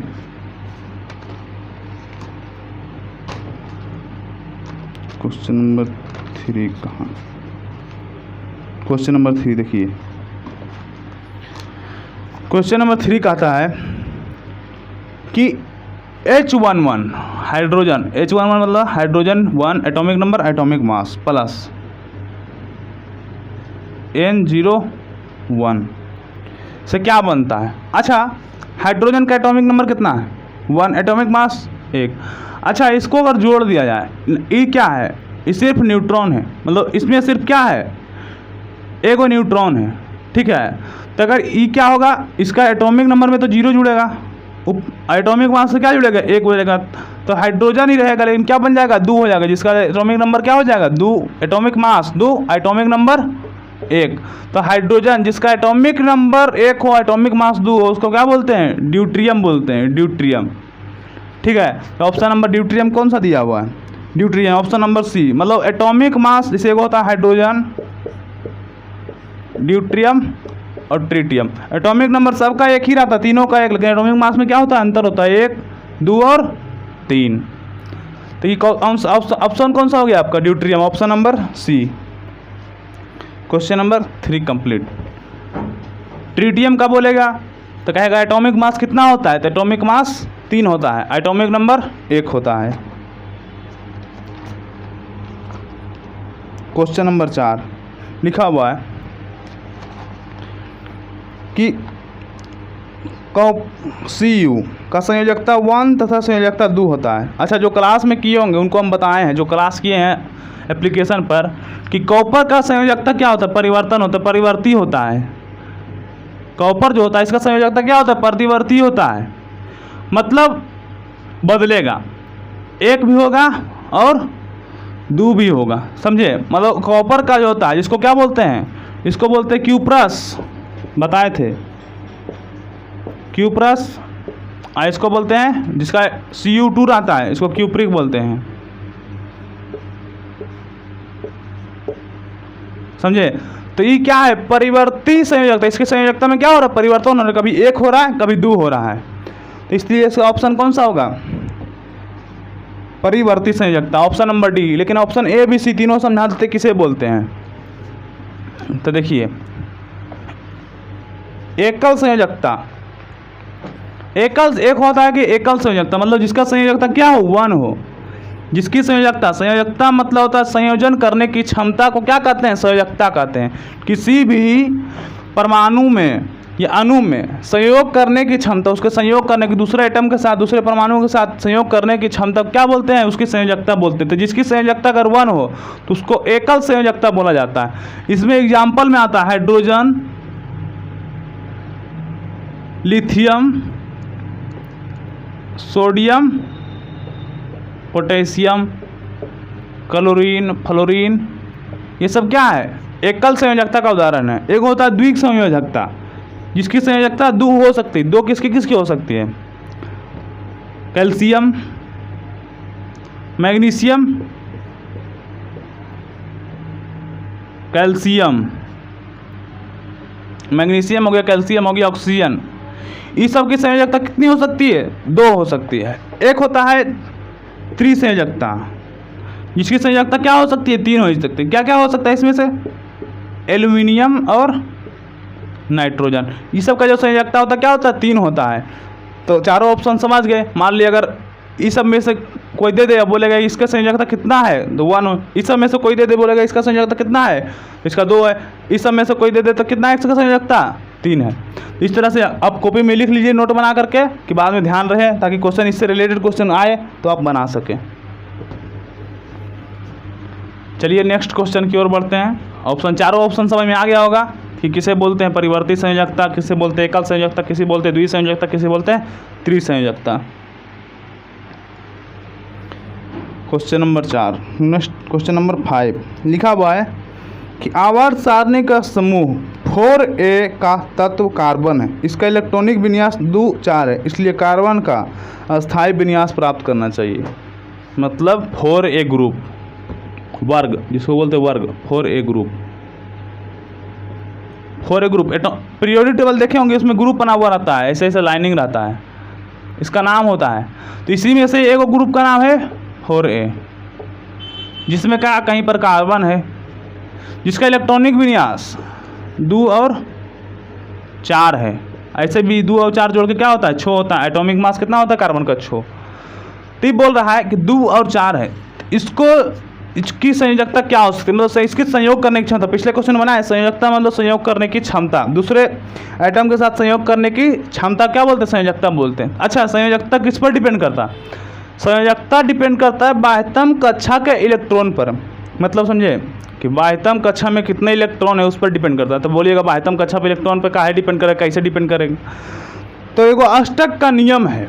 अष्टक का नियम क्या कहता है, अष्टक का नियम कहता है कि किसी भी एटम के बाह्यतम कक्षा में 8 इलेक्ट्रॉन होने पर वह अपने आप को अस्थायी महसूस करता है। मतलब किसी भी एटम के बाह्यतम कक्षा में अगर 8 इलेक्ट्रॉन प्रेजेंट हो तो वो अपने आप को क्या बोलता है कि अस्थायी है। मतलब 8 इलेक्ट्रॉन हो गया तो समझेगा, बोलेगा कि हम अस्थायी हैं, हमको और कुछ नहीं चाहिए। मतलब जरा पास संपत्ति पूरा हो जाता है, वो क्या करेगा संपत्ति ज़्यादा लेकर के। तो उसी बात है, वही तरह का बात है इलेक्ट्रॉन में। और जिसके पास कम रहेगा तो क्या सोचेगा कि कुछ जितना मतलब कि पूरा हो जितना बाकी है, मतलब हमको मान ली 2 कम है, इलेक्ट्रॉन 2 को संख्या कम है, तो सोचेगा कि 2 इलेक्ट्रॉन हमको कोई दे देता तो काम हो जाता। जिसके पास 4 का कमी है, 4 इलेक्ट्रॉन और होना चाहिए 8 होने के लिए, तो बोलेगा कि 4 इलेक्ट्रॉन कोई हमको दे देता तो 4, तो यही इसका संयोजकता हो गया। तो कार्बन का कैसे लिखते हैं, बाह्यतम कक्षा। देखिए कार्बन का अगर नाभिक ले लीजिए, ये पहला कक्षा ले लीजिए और ये दूसरा कक्षा ले लीजिए। पहला कक्षा में कितने इलेक्ट्रॉन, 2 इलेक्ट्रॉन होते हैं। दूसरा कक्षा में कितने इलेक्ट्रॉन है, 1, 2, 3 और 4। ये कार्बन का है, लेकिन इसको चाहिए कितना, 8 बनाने के लिए। है एक्चुअल में 4, चाहिए कितना, 8। तो इसका मतलब क्या होना चाहिए, 4 इलेक्ट्रॉन और इसको चाहिए। इसका मतलब इसकी संयोजकता कितनी होनी चाहिए, 4। मतलब 4 इलेक्ट्रॉन की आवश्यकता है इसको और पड़ेगी। तो इसमें क्या बोल रहा है कि 4 इलेक्ट्रॉन का साझा करके 4 इलेक्ट्रॉन प्राप्त करके 4 इलेक्ट्रॉन खोकर विपरीत में से कोई नहीं। मतलब देखिए इस पर कोई चार्ज नहीं है। अगर इस पर चार्ज रहता, माइनस चार्ज रहता, मान लीजिए माइनस चार्ज किसी पर आता है, तो क्या करेगा, इलेक्ट्रॉन प्राप्त करेगा और माइनस चार्ज को ख़त्म करेगा। ठीक है, माइनस चार्ज को ख़त्म करेगा। लेकिन कार्बन पे कोई चार्ज नहीं है, तो इलेक्ट्रॉन इसको जब भी बंधन बनाना होगा, इसको किसी के साथ बंधन बनाना होगा, तो क्या करेगा, साझा करके बनाएगा। मान ली कार्बन के पास 4 इलेक्ट्रॉन है, साझा करके बनाएगा। दूसरा कोई एटम रहेगा, मान लिया हाइड्रोजन रहेगा, तो बोलेगा ना कि ऐसा करो साझा कर लेते हैं। तुमको जरूरत पड़ेगा हाइड्रोजन को 2 इलेक्ट्रॉन का जरूरत पड़ता है तो 2 ले लेगा, इसको हाइड्रोजन का भी 2 इलेक्ट्रॉन पड़ेगा तो 2 ले लेगा, 2 इलेक्ट्रॉन का जरूरत पड़ेगा तो इसको भी 2 इलेक्ट्रॉन ले लेगा। अब कार्बन को कितना इलेक्ट्रॉन चाहिए? 8, तो 2 2 4 2 6 2 8, तो कार्बन को चाहिए होगा तो क्या करेगा, मतलब जिसमें उसको जरूरत पड़ा तो उसको दे दिया, इसको जरूरत पड़ा, अपने को जरूरत पड़ा तो उससे ले लिया। तो इसको क्या बोलते हैं? साझा करना। मतलब 4 इलेक्ट्रॉन को साझा करके कार्बन क्या होता है? अस्थाई बन सकता है। तो ऑप्शन नंबर कौन सा? ऑप्शन नंबर ए, 4 इलेक्ट्रॉन का साझा करके, मतलब 4 इलेक्ट्रॉन को दान नहीं करके, मतलब इस दूसरा को देगा नहीं, सिर्फ साझा करेगा। बोलेगा हमको जिसमें चाहिए उसमें हम भी ले लेंगे और आपको जिसमें चाहिए आप कर लीजिए अपना काम। उसके बाद क्वेश्चन नंबर 5 हो गया। क्वेश्चन नंबर 6, क्वेश्चन नंबर 6 क्या बोलता है?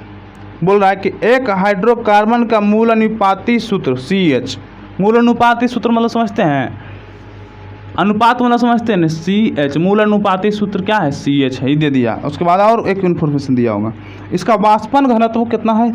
30 कितना है? 39 है। इसका वाष्पन घनत्व, वाष्पन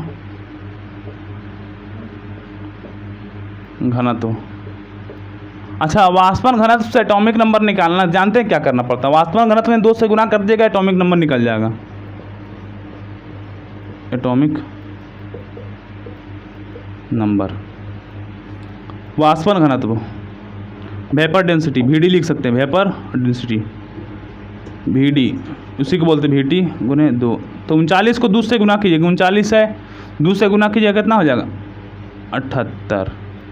इसका मतलब एटॉमिक नंबर कितना? 78 होना चाहिए। अच्छा ई जो है ना, ई मूल अनुपाती सूत्र, मतलब अगर कार्बन छो रहा होगा तो हाइड्रोजन भी छो रहा होगा, कार्बन 7 रहा होगा तो हाइड्रोजन भी 7 रहा होगा, कार्बन 8 रहा होगा तो हाइड्रोजन भी 8 रहा होगा। और वही क्या किया ना कि मूल अनुपाती सूत्र निकालने के लिए इसको इससे काट दिया जाता है, इसको इसका काट दिया जाता है, इसको इससे काट दिया जाता है, क्या हो गया? CH बच गया, सभे में CH हो गया। तो यही हुआ कि मूल अनुपाती सूत्र E है और इसका वास्तविक सूत्र E सब है। और इसका इसे अलग अलग एटॉमिक, इसका एटॉमिक नंबर क्या होगा? अलग होगा। इसका एटॉमिक नंबर क्या होगा? अलग होगा। इसका एटॉमिक नंबर क्या होगा? अलग होगा। तो वही E चीज़ दिया हुआ है, हमको प्राप्त करना है E। अच्छा एटॉमिक नंबर तो आपका 78 दिया हुआ। अच्छा CH का एटॉमिक नंबर खाली देखा जाए तो कितना होगा? CH कार्बन का कितना होता है? 12 प्लस हाइड्रोजन क्या होता है? 1, इसका मतलब 13। खाली CH का 13 है। और 78 13 का कितना गुना होता है? अगर एटॉमिक नंबर को 78 को 13 से भाग दिया जाए तो 13 2 26 13 39 13 चौका 52 13 5 पैसा 13 छक 78, 6 बार में।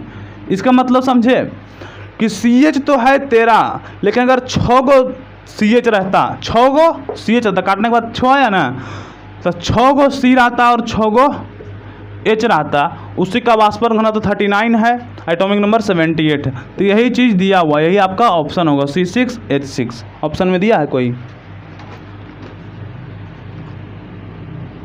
C6H6 ऑप्शन नंबर डी आपका सही हो गया। मतलब वाष्पन घनत्व को में 2 से गुना कीजिएगा तो एटॉमिक नंबर निकालने के लिए वाष्पन घनत्व का भी क्वेश्चन आ सकता है, डायरेक्ट वाष्पन घनत्व का फार्मूला पूछ देगा। तो एटॉमिक नंबर ये 2 को क्या कीजिएगा? डिवाइड कर देगा, एटॉमिक नंबर बटा 2, तो वाष्पन घनत्व निकल जाएगा।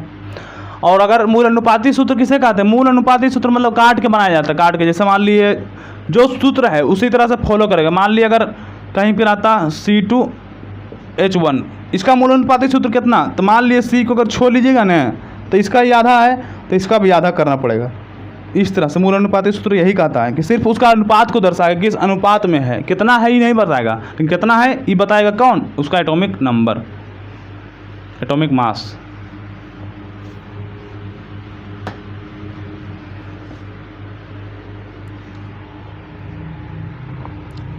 क्वेश्चन नंबर 7 पे आते हैं। लिखा हुआ है कि एक धातु M के क्लोराइड का सूत्र MCl2 है। मतलब M के क्लोराइड MCl2 का मतलब जानते हैं? इसको अगर तोड़िएगा ना तो इसके नीचे जो है इसके माथा पे जाएगा, Cl के नीचे 2 है तो इसके माथा पे जाएगा, लेकिन यहाँ आएगा प्लस में। अब प्लस इस Cl जो है इसके पैर के पास एक है, कुछ नहीं तो एक है, तो इसके माथा पर जाएगा, लेकिन इसके पास क्या जाएगा माइनस में, 1 माइनस, मतलब 1 प्लस और 1 माइनस, मतलब M का +2 चार्ज, M पर क्या है +2 चार्ज।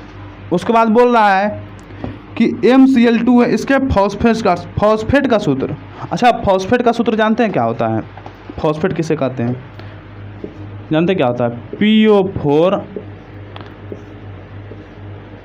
3- क्या है आपका फॉस्फेट है, PO4 3-।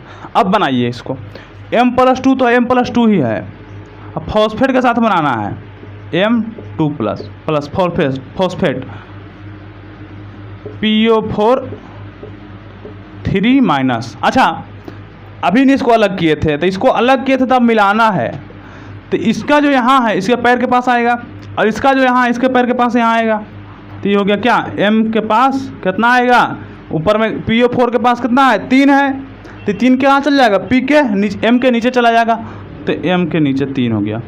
अब PO4 पूरा के पास कितना आएगा, यहाँ पे M पर क्या था 2 था, तो 2 क्या चला जाएगा नीचे चला जाएगा, तो यही इसका आंसर हो गया। ऑप्शन नंबर कौन सा, M3PO4 2, ऑप्शन नंबर बी आपका सही है। क्वेश्चन नंबर 7 तक हो गया। नेक्स्ट क्वेश्चन आते हैं। तो ये होता है कि अगर इस तरह का लवण रहेगा तो लवण टूटता है, ठीक है, जो इसके नीचे रहेगा उसका पावर बनता है, और जो इसके नीचे रहेगा उसका पावर बनता है। अब जब जोड़ना टाइम रहेगा तो इसका जो पावर आता है इसका गोली तरह आता है, इसका जो पावर आता है इसका पैर के पास जाता है। अब आते हैं क्वेश्चन नंबर 8।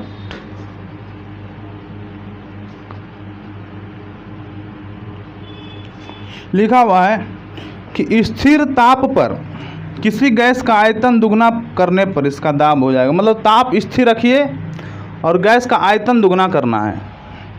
मिटाने वाला कहाँ गया,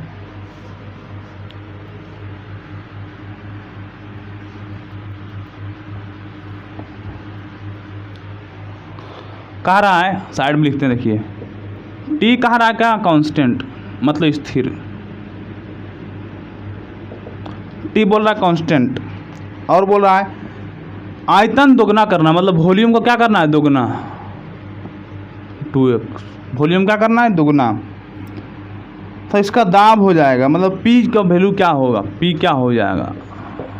अच्छा, T पहले जितना था T वही रहा, T तो वही है जो, मान ली इसको C मान लेते हैं, C वॉल्यूम अभी दुगना कर दिया, इसका मतलब पहले कितना रहा होगा x, और P तो पहले भी नहीं पता था अभी भी नहीं पता है, मतलब मान लीजिए यहाँ P है यहाँ P था।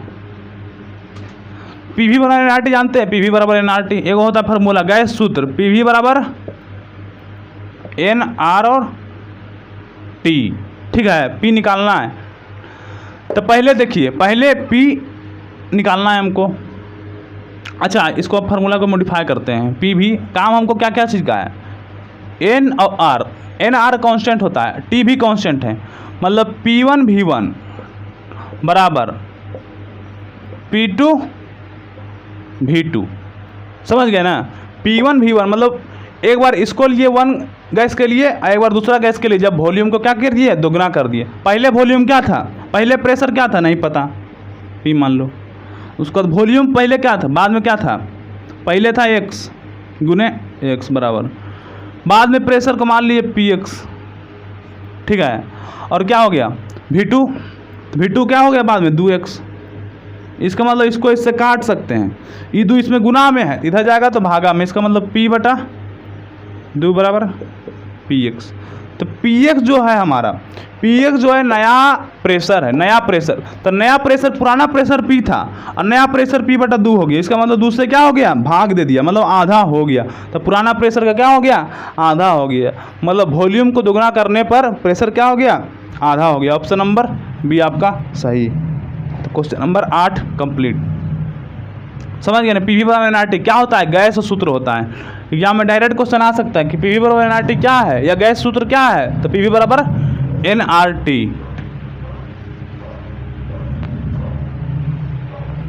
अब क्वेश्चन नंबर 9 नेक्स्ट पेज। लगता है।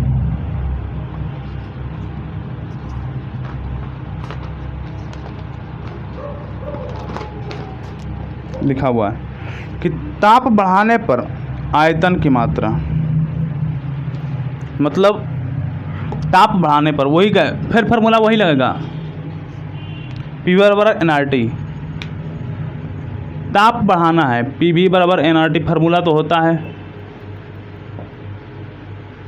अगर टेम्परेचर ताप बढ़ाना है, अच्छा ये सब कांस्टेंट है, एन और आर क्या है, कांस्टेंट है, ठीक है। तो क्या कर सकते हैं, आयतन, वॉल्यूम क्या होता है, आयतन होता है। पी भी कांस्टेंट मान लीजिए, रखनी पी भी कांस्टेंट, तो भी जो है ये डायरेक्टली प्रोपोर्शनल टू टी के क्या है, डायरेक्टली प्रोपोर्शनल है भी। इसका मतलब टी डायरेक्टली प्रोपोर्शनल टू भी। अगर ये सब कांस्टेंट को हटा दिया जाए, ये सब कांस्टेंट है तो इसको हटा देंगे तो डायरेक्टली प्रोपोर्शनल का सिंबल आएगा। तो बोल रहा है टी बढ़ाने पर, टेम्परेचर बढ़ाने पर वॉल्यूम का क्या होगा, तो वॉल्यूम भी क्या होगा, बढ़ेगा। टी बढ़ाइएगा तो वॉल्यूम भी बढ़ेगा, टी बढ़ाइएगा तो वॉल्यूम भी बढ़ेगा, डायरेक्टली प्रोपोर्शनल। और वही कहीं कहीं इन्वर्सली प्रोपोर्शनल रहता है। मान लीजिए कोई चीज़ एक्स जो है इन्वर्सली प्रोपोर्शनल टू वाई है, तो इसका मतलब हुआ कि एक्स अगर बढ़ाइएगा ना तो वाई का वैल्यू घटेगा, वही है। तो यहाँ डायरेक्टली प्रोपोर्शनल, तो टी भी बढ़ाइएगा तो भी बढ़ेगा। तो ऑप्शन नंबर ए आपका सही है कि अगर ताप बढ़ाते हैं तो आयतन की मात्रा बढ़ती है, वॉल्यूम बढ़ता है। Question number 9 complete. नेक्स्ट आता है क्वेश्चन नंबर 10, इधर नहीं, 10 इधर की तरफ।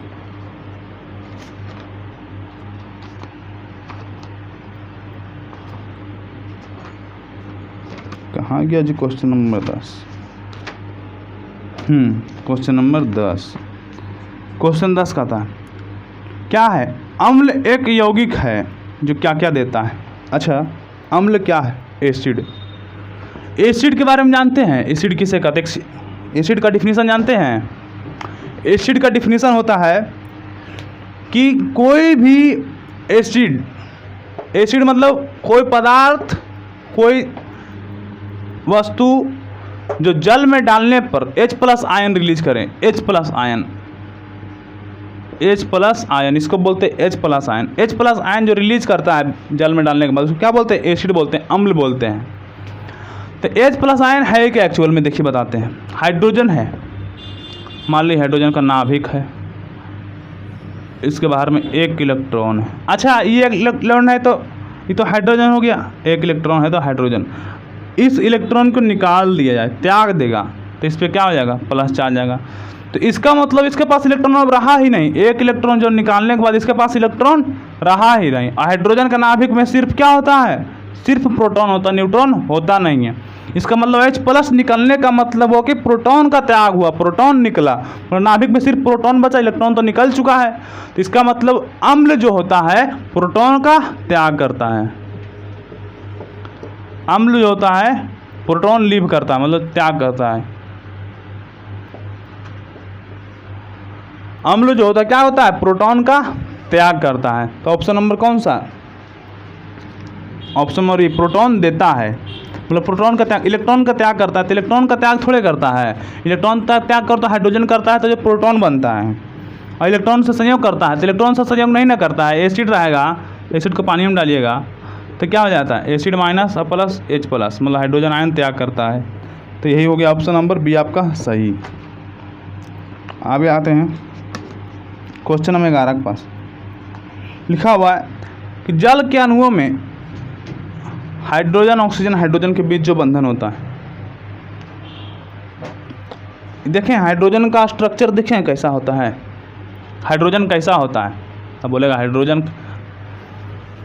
हाइड्रोजन भी नहीं देखे हैं, ऑक्सीजन देखें कैसा होता है, नहीं, लेकिन दोनों को मिलाने से पानी बनता है। पानी तो देखे होंगे, पानी कैसा होता है, तो कहिएगा हाँ पानी देखे हैं।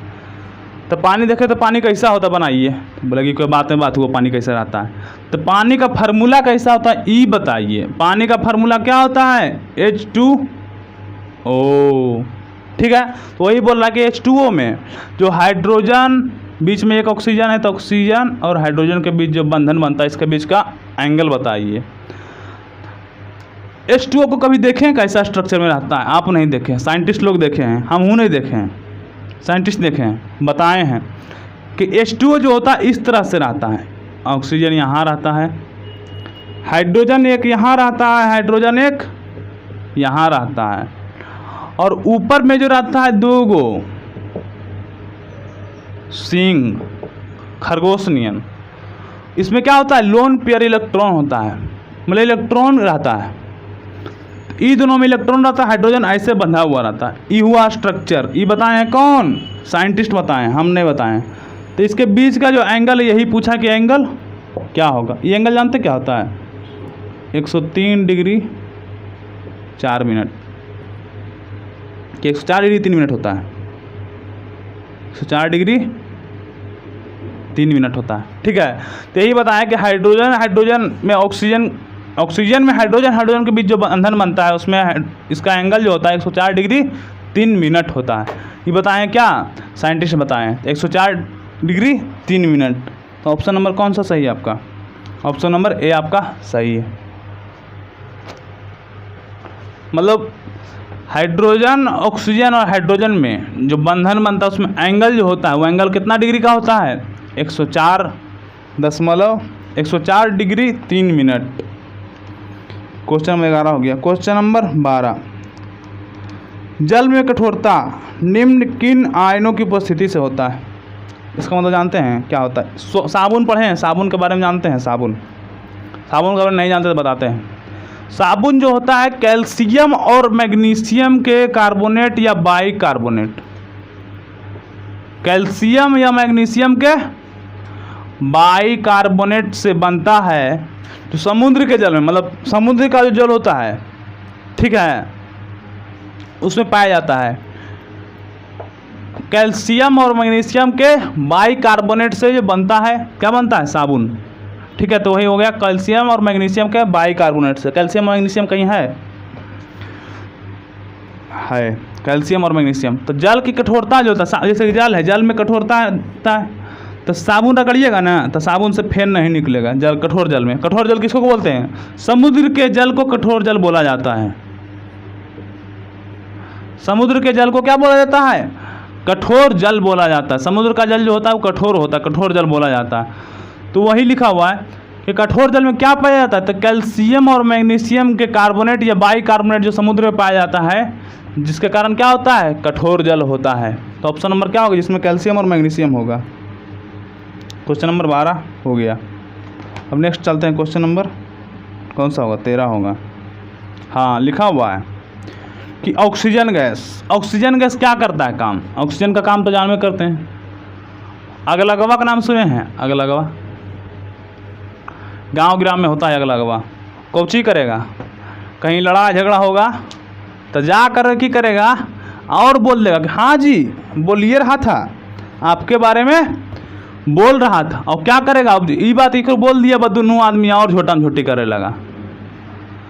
तो वही ऑक्सीजन काम करता है। आग को क्या करता है? बढ़ा देता है। अगलगवा मतलब ऑक्सीजन जो होता है जलता नहीं, ऐसा नहीं, ये थोड़े होता है कि साइड वाला आदमी जाता है खुदे लड़े लगता है, ये लड़ता नहीं है, ये खाली बता देता है। समझ गए? तो वही होगा सहायक करता है, लड़ाई करने में सहायक करता है, खुद लड़ाई नहीं करता। उसी तरह से ऑक्सीजन है, ऑक्सीजन आग जलने में सहायक करता है, खुद नहीं जलता है। समझ गए ना कि ऑक्सीजन क्या करता है? आग जलने में सहायक करता है। तो ऑप्शन नंबर कौन सा लिखा हुआ? पहला में लिखा हुआ है कि ना तो स्वयं जलती है और ना ही जलने में सहायक होती है। मतलब स्वयं तो नहीं जलता, ये तो बात ठीक है, लेकिन जलने में भी सहायक नहीं होता, ये तो बात गलत है। जलने में तो मदद करता है ऑक्सीजन नहीं रहेगा। जैसे मान लीजिए देखते होंगे कहीं कहीं आग लगता है सिलेंडर में, तो सिलेंडर में आग लगता है तो कौची करता है? बोरा भिंजा के उड़ा देता है। तो बोरा भिंजाने का क्या मतलब हुआ यहाँ? बोरा भिंजाने से होता है ना कि बोरा में जो छेद आता है उसमें पानी भर जाता है, तो बोरा तो हो गया पैक और उसे झाँप देते हैं, तो ऑक्सीजन से उसका क्या होता है? कनेक्शन टूट जाता है, ऑक्सीजन उसको मिल ही नहीं पाएगा, तो आग कैसे लगेगा? तो सिलेंडर ऑक्सीजन की कमी में क्या होता है? बुझ जाता है। ठीक है, तो वही काम है कि ऑक्सीजन जलने में सहायक करता है। तो सहायक वाला ऑप्शन कौन सा है? कि स्वयं जलती है परंतु जलने में सहायक नहीं होती है। तो स्वयं नहीं जलती है लेकिन जलने में सहायक होती है, ये ऑप्शन आपका सही हुआ। तो लिखा हुआ क्या है? स्वयं नहीं जलती है परंतु जलने में सहायक होती है। मतलब समझ गए ना कि अपने तो नहीं लड़ता है लेकिन लड़ाई करने में बड़ी मदद करता है। समझ गए ना? तो ऑक्सीजन वही काम करता है, स्वयं तो नहीं जलता लेकिन जलने में मदद जरूर करता है। ये वो क्वेश्चन नंबर नेक्स्ट क्या है? 14 क्या लिखा हुआ? जब क्लोरीन अधिक मात्रा में हो तो NH3 से अभिक्रिया से बनता है, मतलब NH3 पहले से धैल है।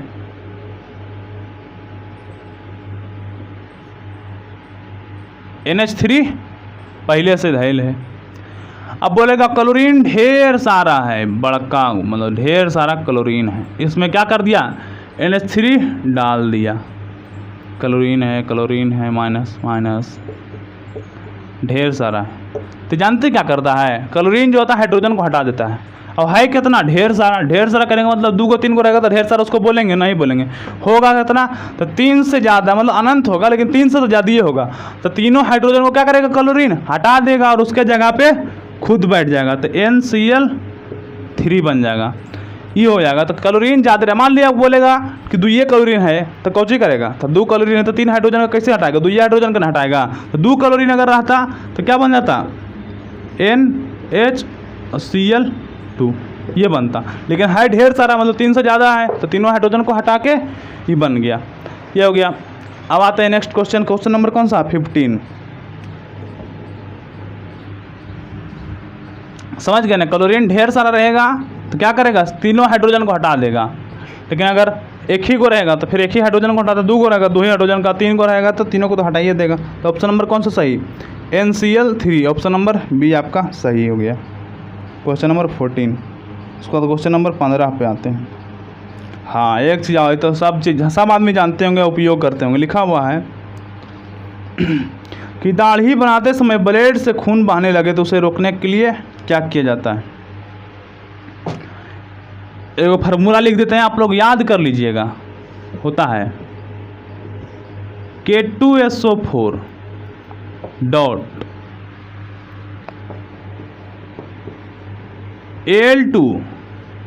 Al2SO4 3 dot 24H2O। जानते कुछ का फार्मूला है, potassium sulphate aluminium sulphate dot 24H2O। ये जो है फिटकिरी का फार्मूला है। अब समझ में आ रहा होगा कि हम काहे लिखे हैं। दाढ़ी बनावे जाते होंगे, देखते होंगे दाढ़ी बनाते होंगे, तो दाढ़ी बनावे के सैलून में देखते हैं इतना बड़ा ढेला में फिटकिरी बड़का को रखल रहता है।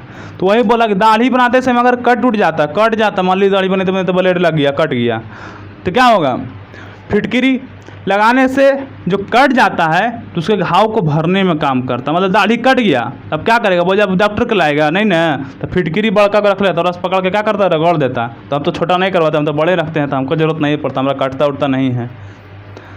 फिटकिरी रगड़ेगा तो लहरेगा लेकिन ठीक कर देता। तो वही हो कि दाढ़ी बनाते समय अगर दाढ़ी कट जाए तो फिटकिरी का यूज कीजिए। मतलब कोई अगर नया नया लड़का भी दाढ़ी उड़ी बना रहा होगा, कट जाए तो कौची करेगा, तो घर में फिटकिरी उटकिरी तो सभी घर में रहता है, तो आराम से लगा लीजिए। तो फिटकिरी का फार्मूला ही, तो फार्मूला याद कर लीजिए, फार्मूला बड़ी इंपॉर्टेंट है, इसको लिखिए लीजिए एक बार, इसको लिख लीजिए, 1-2 बार देखिएगा तो आधे हो जाएगा। कौची होता है, पहले पोटेशियम का सल्फेट, उतना की लंबा याद करना है एक अक्षर, डायरेक्ट बोलना पोटेशियम का सल्फेट एल्युमिनियम का सल्फेट, उसका 24 को वाटर, हो गया बस तीनों चीज़। अब K2SO4 और उतना याद कीजिएगा तो नहीं याद होगा, डायरेक्ट बोलिएगा कि पोटेशियम क्या होता है, तो पोटेशियम का सल्फेट एल्युमिनियम का सल्फेट और 24H2O, बस हो गया। तो वही होता है कि फिटकिरी का फार्मूला। Question number 15। उसके बाद नेक्स्ट क्वेश्चन पे आते हैं।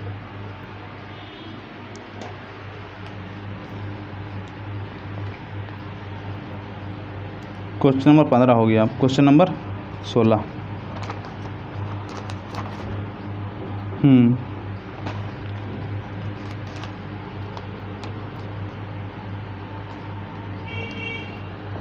लिखा हुआ है एलपीजी के रिसाव का पता लगाने के लिए उसमें मिलाया जाता है।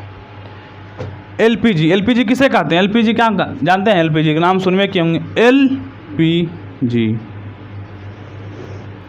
लिक्विफाइड गैस, एलपीजी लिक्विफाइड मतलब जो घर में खाना बनता है सिलेंडर में जो गैस होता है ना उसको एलपीजी बोलते हैं। एलपीजी गैस ही आता है सिलेंडर में। लिक्विफाइड पेट्रोलियम गैस मतलब पेट्रोल से आता है, पेट्रोलियम पदार्थ ही होता है। तो लिक्विफाइड पेट्रोलियम गैस जिसको क्या बोलते हैं, एलपीजी बोलते हैं। तो जानते हैं सिलेंडर में जब एलपीजी भरता है ना, मान लिया सिलेंडर का है छेद से भरे वाला रहेगा, तो एलपीजी जो होता है उसके अंदर जो गैस भरा जाता है, जो गैस जिससे खाना बनता है, वो गैस नहीं महकता है, वो कुछ नहीं महकता है। तो आदमी सोचा कि मान लीजिए सिलेंडर LPG घर में सिलेंडर जो है खतरा से खाली चीज़ तो है नहीं, तो सोचा कि अगर मान लीजिए गैस रिसाव हो जाए, मान लीजिए गैस लीक होने लगे, देखते कितने बार लाते होंगे घर तो सिलेंडर लीक करता है, तो फिर फ़ोन करते हैं भैया सिलेंडर लीक हो रहा है तो इसको जाके बदलिए, तो आदमी आता है फिर वो ले जाता दूसरा सिलेंडर देता। तो वही है कि पता कैसे चलता कि आपको कि आपका घर का सिलेंडर जो है वो लीकेज है, लीक हो रहा है। तो इसमें क्या करता है, सिलेंडर में जो गैस बनता है जिससे खाना बनता है उसमें कोई महक नहीं होता, कोई गंध नहीं होता है, तो निकलेगा तो पता नहीं चलेगा। तो उसी को बचाने के लिए सरकार क्या किया कि इसके अंदर एथिल मार्केप्टन, समझ रहे ना,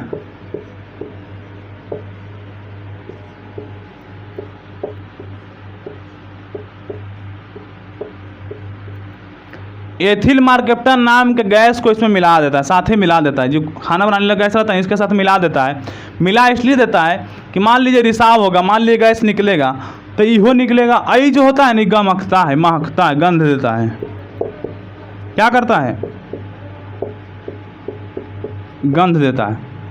तो निकलेगा, तो जब ई निकलेगा तब तो खुशबू आएगा, नाक में आएगा, गमक ऐसा लगा, ऐसा लगता निकल रहा है ना, लीकेज हो रहा है, तो यही महकता है। इससे खाना नहीं बनता है कि क्या होता है, महकता है, तो वही कारण इसमें मिलाया जाता है। तो ऑप्शन नंबर कौन सा, एथिल मार्केप्टन है ऑप्शन में, कोई से है एथिल मार्केप्टन है। LPG के रिसाव का पता लगाने के लिए उसमें क्या मिलाया जाता है, एथिल मार्केप्टन। क्वेश्चन आया हुआ है पॉलिटेक्निक का 2009 में, हो सकता है इस बार भी आ जाए। तो वही हो गया कि LPG गैस को रिसाव हो इसके लिए उसमें मिलाया जाता है ताकि निकले तो गैस तो पता चल जाए। क्वेश्चन नंबर 16 आपका complete. Question number next question कौन सा, 17 लिखा हुआ है कि कार्बनिक यौगिकों में कार्बन की संयोजकता, अभी संयोजकता के बारे में बताएं कुछ देर पहले। संयोजकता किसे कहते हैं, संयोजकता जानते हैं ना,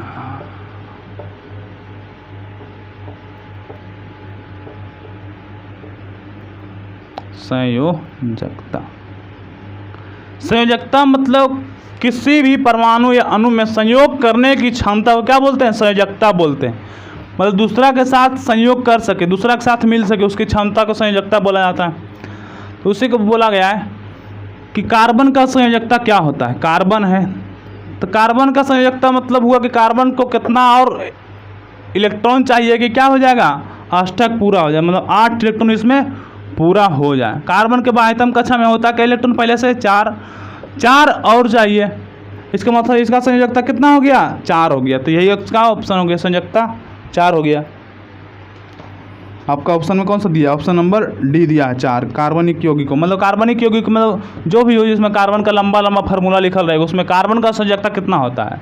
कार्बनिक यौगिक मतलब कार्बन का लंबा लंबा फार्मूला लिखल रहेगा, इतना लंबा नहीं और वो लंबा रह सकता है, तो उसी में कार्बन का संयोजकता होता है, क्या होता है, 4 होता है। हो गया। उसके बाद क्वेश्चन नंबर 18 क्वेश्चन नंबर बढ़िया है, ध्यान से देखिएगा।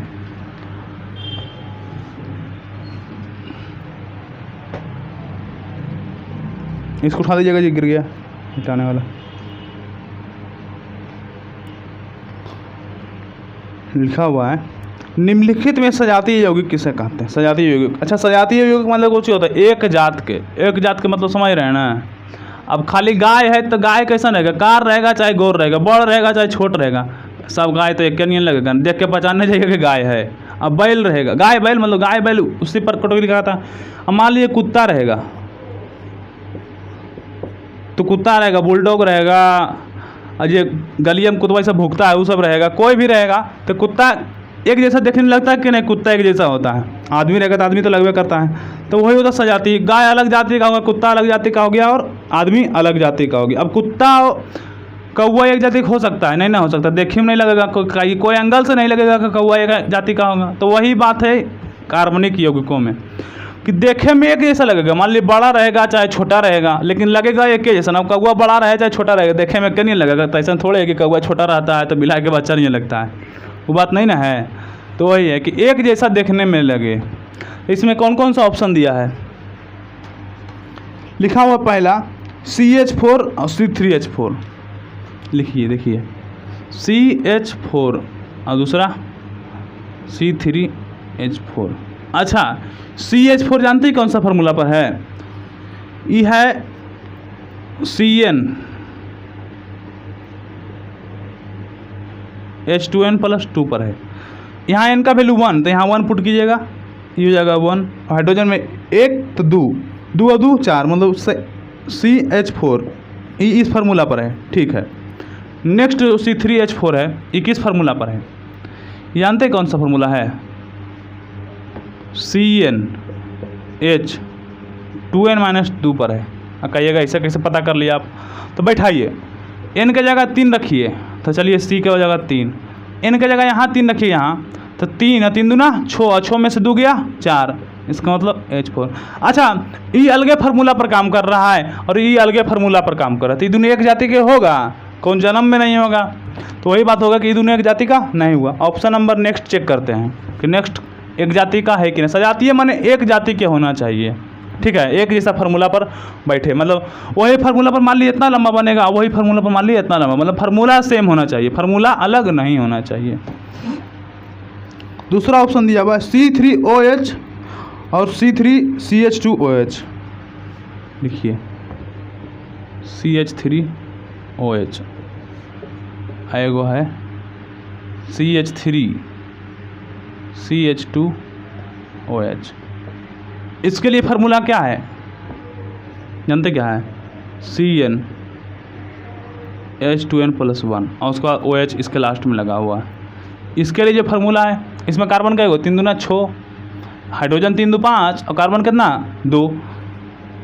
Cn, ई फार्मूला जो है CnH2n+1 और OH इसी फार्मूला पर काम कर रहा है। अब नहीं भी सोचे तब मिलाइए, देखिए कार्बन एगो, n के वैल्यू 1, तो यहाँ क्या हो गया 1, तो 1 गुने 2 2 और 2 1 3, मतलब C 1 है तो हाइड्रोजन का एगो 3 गो है, ये चीज़ हो गया। इसमें भी देखिए कार्बन का एगो यहाँ कार्बन, एगो यहाँ कार्बन, 2 कार्बन, तो n का वैल्यू 2 रख दिए। तो हाइड्रोजन का वैल्यू कितना है? 2 दूनी 4 और 4 1 5, और हाइड्रोजन 5 हुआ, 3 और 2 5। इसका मतलब दोनों एक के फार्मूला पर बन रहा है, खाली एगो में एगो कार्बन है और दूसरा में 2 कार्बन। फार्मूला एक ही लग रहा है, फार्मूला एक ही लगे तो बताए हैं कि अगर एक फार्मूला यूज हो दोनों में तो क्या होता है? सजातीय होता है, मतलब दोनों एक ही जाति का होगा। तो ऑप्शन नंबर भी आपका सही हो गया, लेकिन बाकी का ऑप्शन भी बता देते हैं कि कैसे चेक करिएगा, उसको बढ़िया से चेक करने आ जाएगा। तो अगर एग्जाम में क्वेश्चन आएगा तुरंत देखिएगा, चेक कीजिएगा जाति का है कि नहीं, सजातीय है कि नहीं, तो बना दीजिएगा। एक लिखा हुआ है CH3, मतलब C कैगो, CH3 एक जगह CH3, मतलब C कैगो है 6 गो, 2 गो कार्बन, एगो यहाँ एगो यहाँ, और उसके बाद हाइड्रोजन का एगो 3 और 3 6। नेक्स्ट मतलब क्या है? C2H4। अच्छा, इसको नॉर्मल ऐसे देखिए, 2 कार्बन तो हाइड्रोजन का एगो 6 गो, इसका मतलब 3 गुना, 2 कार्बन तो हाइड्रोजन का एगो 4 गो, इसका मतलब 2 गुना। ये दोनों कोई एंगल से लग रहा है जाती है, सजाती है नहीं ना है, तो ऑप्शन नंबर गलत। मतलब इसमें भी 3 गुना है तो इसमें भी 3 गुना होना चाहिए था, तबे होता सजाती है। लास्ट ऑप्शन है C2H2 और C3H6। अच्छा, C2H2 के में देखिए कार्बन 2 गो तो हाइड्रोजन भी 2 गो, लेकिन अगर उसके अगले में देखिए C3H6, मतलब कार्बन 3 गो तो हाइड्रोजन 6 गो है, तो यहाँ दोनों बराबर था, वहाँ 2 गुना है, तो ये ऑप्शन आपका गलत हो गया। तो क्वेश्चन नंबर 18 आपका कंप्लीट। क्वेश्चन नंबर 19 में है, नाम लिखना है, क्या नाम है इसका? फार्मूला देखिए, IUPAC ये क्वेश्चन जरूर आता है, इससे ध्यान रखिएगा। जब ये चैप्टर पढ़ाएंगे एप्लीकेशन पर, यहाँ तो क्वेश्चन करवा सिखाइए देंगे, लेकिन एप्लीकेशन पर पूरा डिटेल से चलेगा। तो अगर एप्लीकेशन पर क्लास नहीं लिए होंगे तो वहाँ ले सकते हैं। अभी सब बाकी सब टॉपिक बाकी है, शुरू का कुछ टॉपिक हुआ है, कुछ चैप्टर हुआ, 2-4 चैप्टर हो गया है। CH2, लेकिन रिकॉर्डेड वीडियो मिल जाएगा, उसका रिकॉर्डेड वीडियो रहता है, तो कोई दिक्कत नहीं होगा, ज्वाइन कर सकते हैं। CH, उसके बाद कितना है CH2, CH3। इसका नाम क्या है? इसका नामकरण करने में जानते हैं क्या होता है? इसका अगर नामकरण करते हैं, डबल बॉन्ड होता है ना तो इन होता है, और ट्रिपल बॉन्ड होता है तो आइन होता है, एन होता है। एक गो रहता है तो एन होता है, मतलब एक गो रहा तो इससे, 2 गो रहा तो इन, 3 गो रहा तो आइन। ठीक है, कार्बन का एगो है टोटल 1 2 3 4, इसका मतलब ब्यूटेन तो होगा ही, 4 गो है तो क्या है? ब्यूट, 4 गो मतलब ब्यूट, लेकिन क्या बोले डबल बॉन्ड है तो इन लगेगा, तो ब्यूटीन, ब्यूटीन नाम हो गया इसका। अच्छा, उसके बाद डबल बॉन्ड कहाँ पर है? डबल बॉन्ड पहला नंबर शुरू से इधर से शुरू होता है, जहाँ जिधर डबल बॉन्ड होता है उधर से शुरू होता है, तो पहला नंबर पर डबल बॉन्ड है, तो 1 क्या है, 1 ब्यूटीन है। इसका फार्मूला हो गया 1 ब्यूटीन। ऑप्शन नंबर कौन सा जो दिया हुआ उसके हिसाब से 1 ब्यूटीन, ऑप्शन नंबर बी। अगर 3 ब्यूटीन जिसमें लिखा हुआ, 3 ब्यूटीन का मतलब समझे, 3 ब्यूटीन ऑप्शन नंबर ए में, ऑप्शन नंबर ए अगर देखिएगा 3 ब्यूटीन लिखा हुआ का मतलब ये डबल बॉन्ड यहाँ नहीं रह कर के तीसरा नंबर पर आता, ठीक है, तीसरा नंबर पर आता, लेकिन तीसरा नंबर पर यहाँ रहता तो फिर इधर से काउंट करना शुरू करते, तो ये ऑप्शन ही गलत है, इसका मतलब ये नहीं हो सकता। उसके बाद 3 ब्यूटाइन, ब्यूटाइन के लिए क्या बोले हम, 3 बॉन्ड, 1 2 3 बॉन्ड ब्यूटाइन, और ये ब्यूटाइन के डायरेक्ट बोले कि 3 बॉन्ड है 2 बॉन्ड, तो ये ऑप्शन आपका गलत। उसके बाद एक क्वेश्चन 20 नंबर ले लेते हैं, उसके बाद आपका प्रीवियस ईयर क्वेश्चन से कुछ क्वेश्चन करवा देंगे।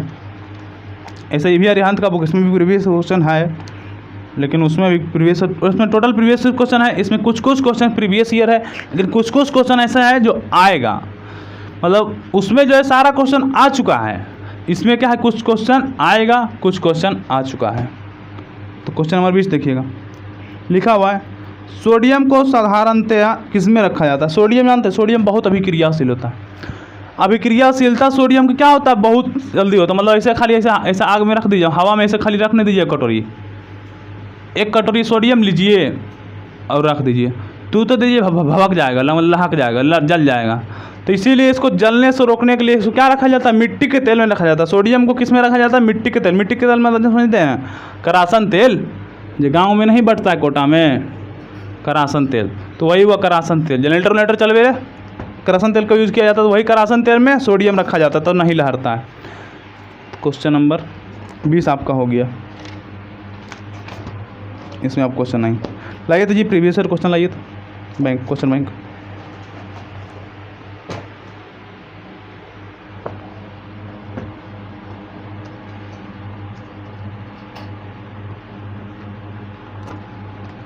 आइए, लिखा हुआ है क्वेश्चन नंबर 21, लिखा हुआ है निम्नलिखित में से किस अणु में द्विबंधन नहीं है। द्विबंधन मन समझ नहीं, डबल बॉन्ड, द्विबंधन माने डबल बॉन्ड, डबल बॉन्ड किस में नहीं है। ऑप्शन में क्या क्या दिया है, ऑप्शन पहले लिख देते उसके बाद समझा देंगे। O2, उसके बाद CO2, उसके बाद C2H4 और लास्ट है NH3। समझ गए, इसमें डबल बॉन्ड किस में नहीं है, ई बताना है। अच्छा, ऑक्सीजन O2 कैसे रहता है, देखें कभी ऑक्सीजन को, O2 को, O2 जो रहता है ऐसे रहता है, O डबल बॉन्ड O, यहाँ क्या रहता है 2 इलेक्ट्रॉन, ऐसे रहता है 2 और 2 4, ये हो गया O2। CO2 रहेगा, CO2 जानते कैसे रहता है, कार्बन को चाहिए 4 इलेक्ट्रॉन, तो 2 को इधर देगा, 2 को इधर देगा, एक ऑक्सीजन इधर, एक ऑक्सीजन, ऑक्सीजन को 2 को चाहिए होता है, तो 2 को इसके लिए भी हो गया, 2 को इसके लिए भी, और ये ऑक्सीजन को 2 यहाँ से मिल गया, ये ऑक्सीजन को भी 2 यहाँ से मिल गया, तो CO2 का ये हो गया। C2H4, C2H4 जानते कैसा होता है, ऐसा होता है C2H, अब 4 को हाइड्रोजन जोड़ना है, तो एक हाइड्रोजन यहाँ और एक हाइड्रोजन यहाँ, एक हाइड्रोजन यहाँ, एक हाइड्रोजन यहाँ, क्या हो गया C2, 2 को C, हाइड्रोजन 4 को। तो ये तीनों में देख रहे हैं कि आपको डबल बॉन्ड मिल रहा है कि नहीं मिल रहा है, बताइए मिल रहा है कि नहीं मिल रहा है जी। तो डबल बॉन्ड एजो मिल रहा है, डबल बॉन्ड एजो मिल रहा है, डबल बॉन्ड एजो मिल रहा है, द्विबंध एजो मिल रहा है, तीनों में द्विबंध मिल रहा है। और तीनों में द्विबंध मिलेगा, हमारा ऑप्शन को जी बोला है कि तीनों द्विबंध नहीं होना चाहिए, तो नहीं होगा तो इस समय से करो मारेंगे, माथा खराब है। अब NH3 को चेक कर दें कि कैसा होता है, NH3 देखें कैसा होता है, हमारा लगता है वो नहीं देखे होंगे। अरे इस सब में से कोई देखे हैं जी, खाली जानते कैसे होता है, देखा तो कोई नहीं है, साइंटिस्ट सब देखा है, सब दूरबीन लगा कर। उतना महंगा मशीन क्या लाएगा, 10 करोड़ 20 करोड़ मशीन देगा कि ऑक्सीजन देखिए कैसन बॉन्ड में रहता है, तब 20 करोड़ रुपया लगाएगा आदमी, पागल कुत्ता काटा है, पढ़ लिख के पास होना है खाली की। देखिए नाइट्रोजन है, इसमें कितना हाइड्रोजन रहता है, 3 गो हाइड्रोजन, तो हाइड्रोजन एगो यहाँ रहेगा, एगो यहाँ रहेगा, एक हाइड्रोजन यहाँ रहेगा।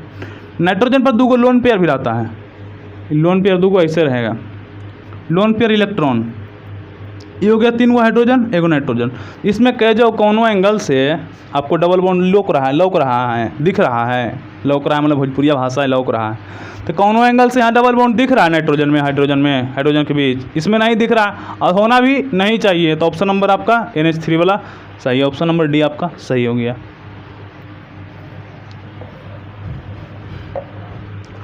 द्विबंध में डबल बॉन्ड, त्रिबंध में 3 बंधन। अच्छा 3 बंधन वाला एग्जाम्पल का जानते हैं कि नहीं है?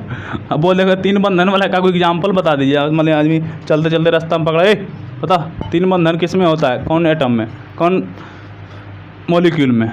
तो चौके लगेगा। इस साल कोची पूछ दिया, 2 को तो मास्टर बताया है, 3 को कने बताया, तो जान लीजिए। N2 जो होता है त्रिबंधन होता है, 3 बंधन होता है इसमें, नाइट्रोजन 1 2 और 3। समझ गए कि कौन दिक्कत है इतनों में?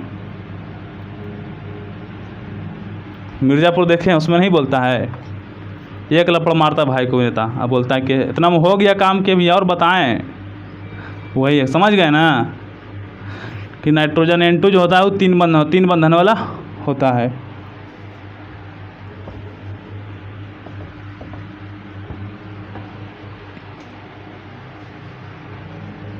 Question number 21 complete. अच्छा क्वेश्चन नंबर 22 में क्या बोल रहा? Plaster of Paris. Plaster of Paris जानते हैं क्या होता है? Plaster of Paris, POP, plaster of Paris. Plaster of Paris का फॉर्मूला होता है CaSO4.12H2O। फार्मूला याद कर लीजिए, अगर ये फार्मूला याद है तो आपको क्वेश्चन बनेगा, अगर नहीं याद है तो आपसे क्वेश्चन नहीं बनेगा। ऑप्शन नंबर कौन सा दिया है? CaSO4.12H2O। Option number B, plaster of Paris यही होता है। ऑप्शन नंबर बी आपका सही हो गया, याद कर लीजिएगा, प्लास्टर ऑफ पेरिस इसी को कहते हैं। क्वेश्चन नंबर 22 हो गया। क्वेश्चन नंबर 30 इस पेज में तो नहीं लग रहा है, नेक्स्ट पेज में भी आइए। क्वेश्चन नंबर 23, 23 नंबर देखिएगा। 23 नंबर क्या बोल रहा है कि FeCN6 -3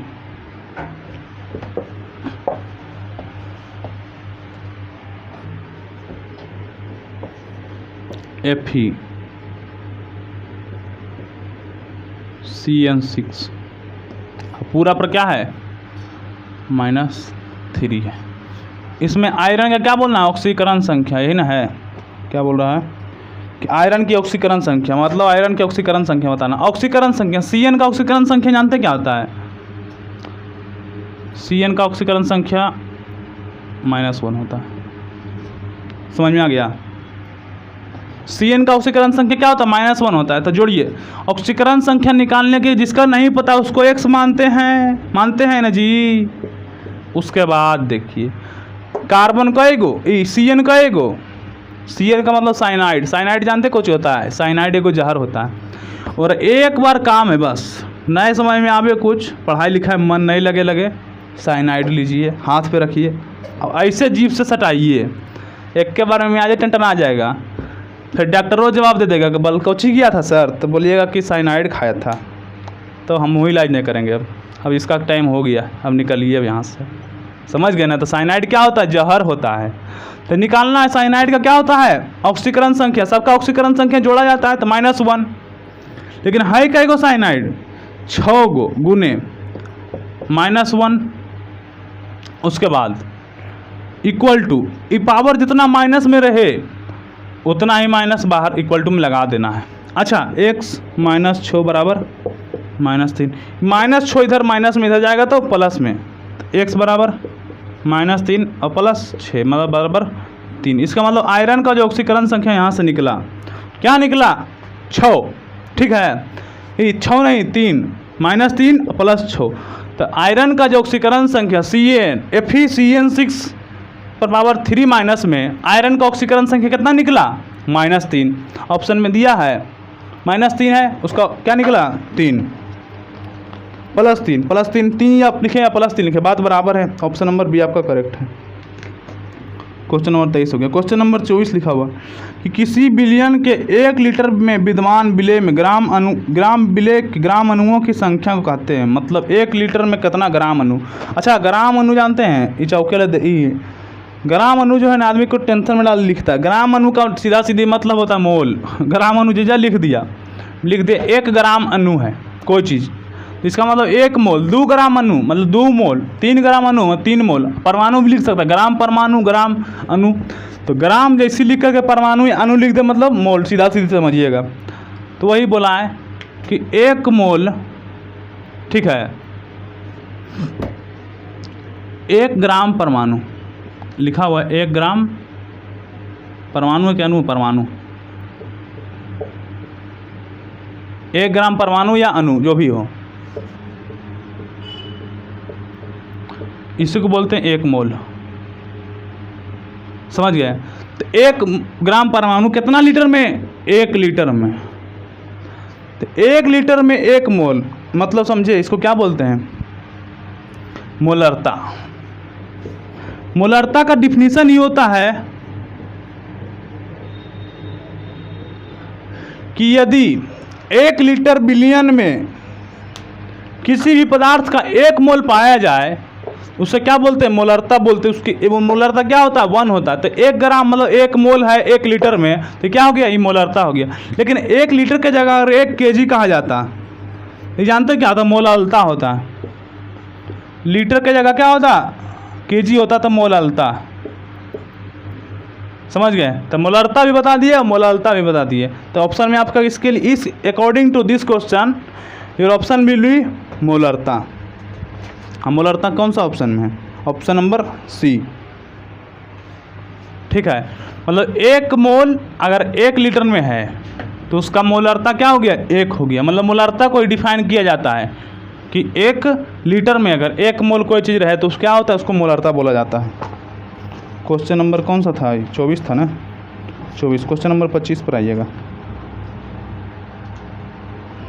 क्वेश्चन नंबर 25 लिखा हुआ है वैद्युत संयोजन बंधन बनाता है। मतलब वैद्युत संयोजन किसे कहते हैं?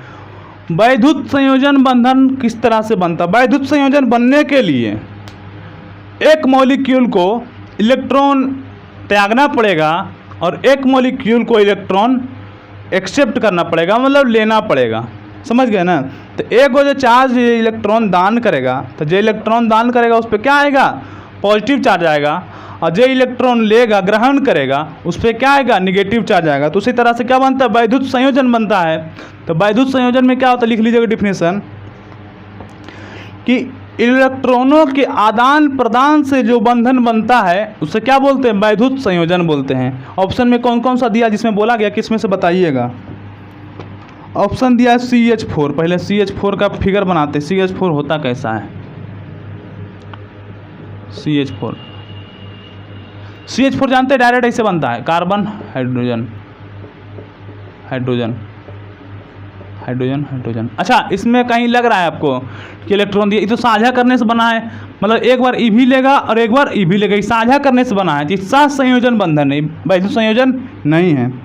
Option number 2 C2H4। C2H4 का बताएं था अभी, फार्मूला बताएं। H हाइड्रोजन हाइड्रोजन हाइड्रोजन और हाइड्रोजन। ठीक है, उसके बाद तीसरा में MgCl2। अच्छा, अब आइए Mg मैग्नीशियम क्लोराइड, MgCl2।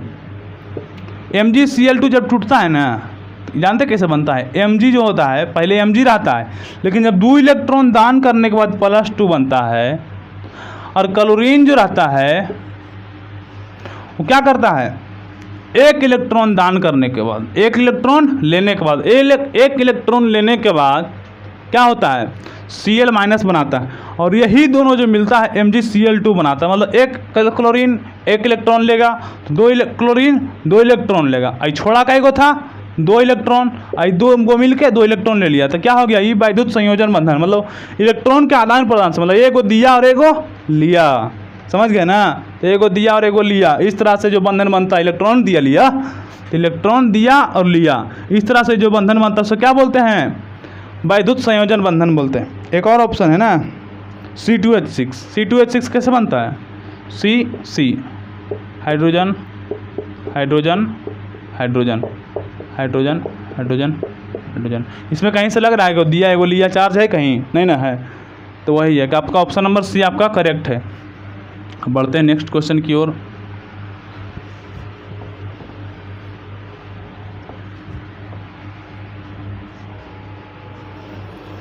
पच्चीस तो हो गया, अब 26 लिखा हुआ है, और ये तो क्वेश्चन अभी बताए हैं, दोबारा सेट कर दीजिए। कैसे क्वेश्चन आप लोग सेट करते हैं? एलपीजी गैस का गंधीय पदार्थ प्रयुक्त होता है, तो एथिल मार्केप्टन, ये तो बताइए किए थे। एथिल मार्केप्टन मतलब जो गैस मिलाया जाता है, एथिल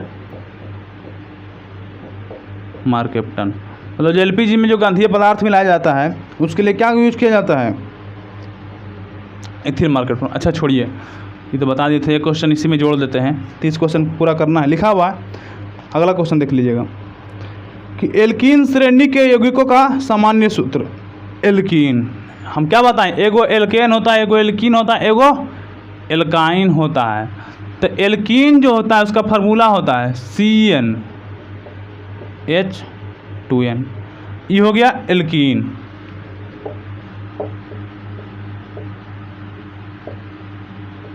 एक होता है CnH2n+2 एल्केन।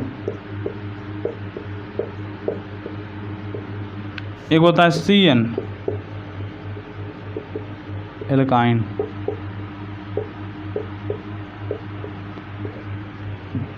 हो गया ना, एल्केन एल्किन एल्काइन।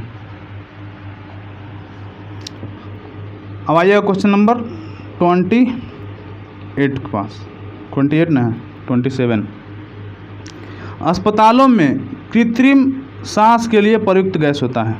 अच्छा, कृत्रिम सांस के लिए जो प्रयुक्त गैस होता है मतलब ऑक्सीजन का सिलेंडर देखे हैं ना, मरीज जो हॉस्पिटल में आता है उसके नाक में वो पाइप लगाया जाता है। ऑक्सीजन जैसे मान लीजिए हम लोग का बॉडी तो ठीक है, हम लोग का शरीर ठीक है, तो ऑक्सीजन के साथ साथ अगर मान लीजिए कोई दूसरा गैस भी जाएगा हृदय में, फेफड़ा में, तो कोई दिक्कत नहीं होगा। अब इसका मतलब नहीं वो दूसरा गैस जाकर दिक्कत नहीं होगा। सिगरेट पीजिए, बर्बादे कर देगा 2 दिन में, इसे नहीं करना है। तो लेकिन लिखा हुआ है कि कोई हॉस्पिटल में जो सिलेंडर यूज़ किया जाता है उसमें क्या क्या रहता है, तो जानते हैं उसमें क्या रहता है? ऑक्सीजन हम लोग सांस लेने की ज़रूरत पड़ता है, तो ऑक्सीजन तो रहता ही है, लेकिन जानते हैं खाली ऑक्सीजन नहीं रहता है।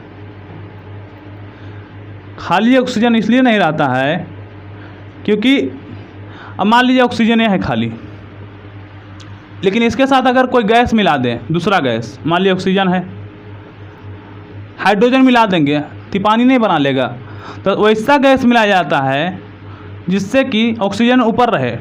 ठीक है, ऑक्सीजन ऊपर रहे और गैस नीचे रहे, तब ना यहाँ से पाइप से निकलेगा।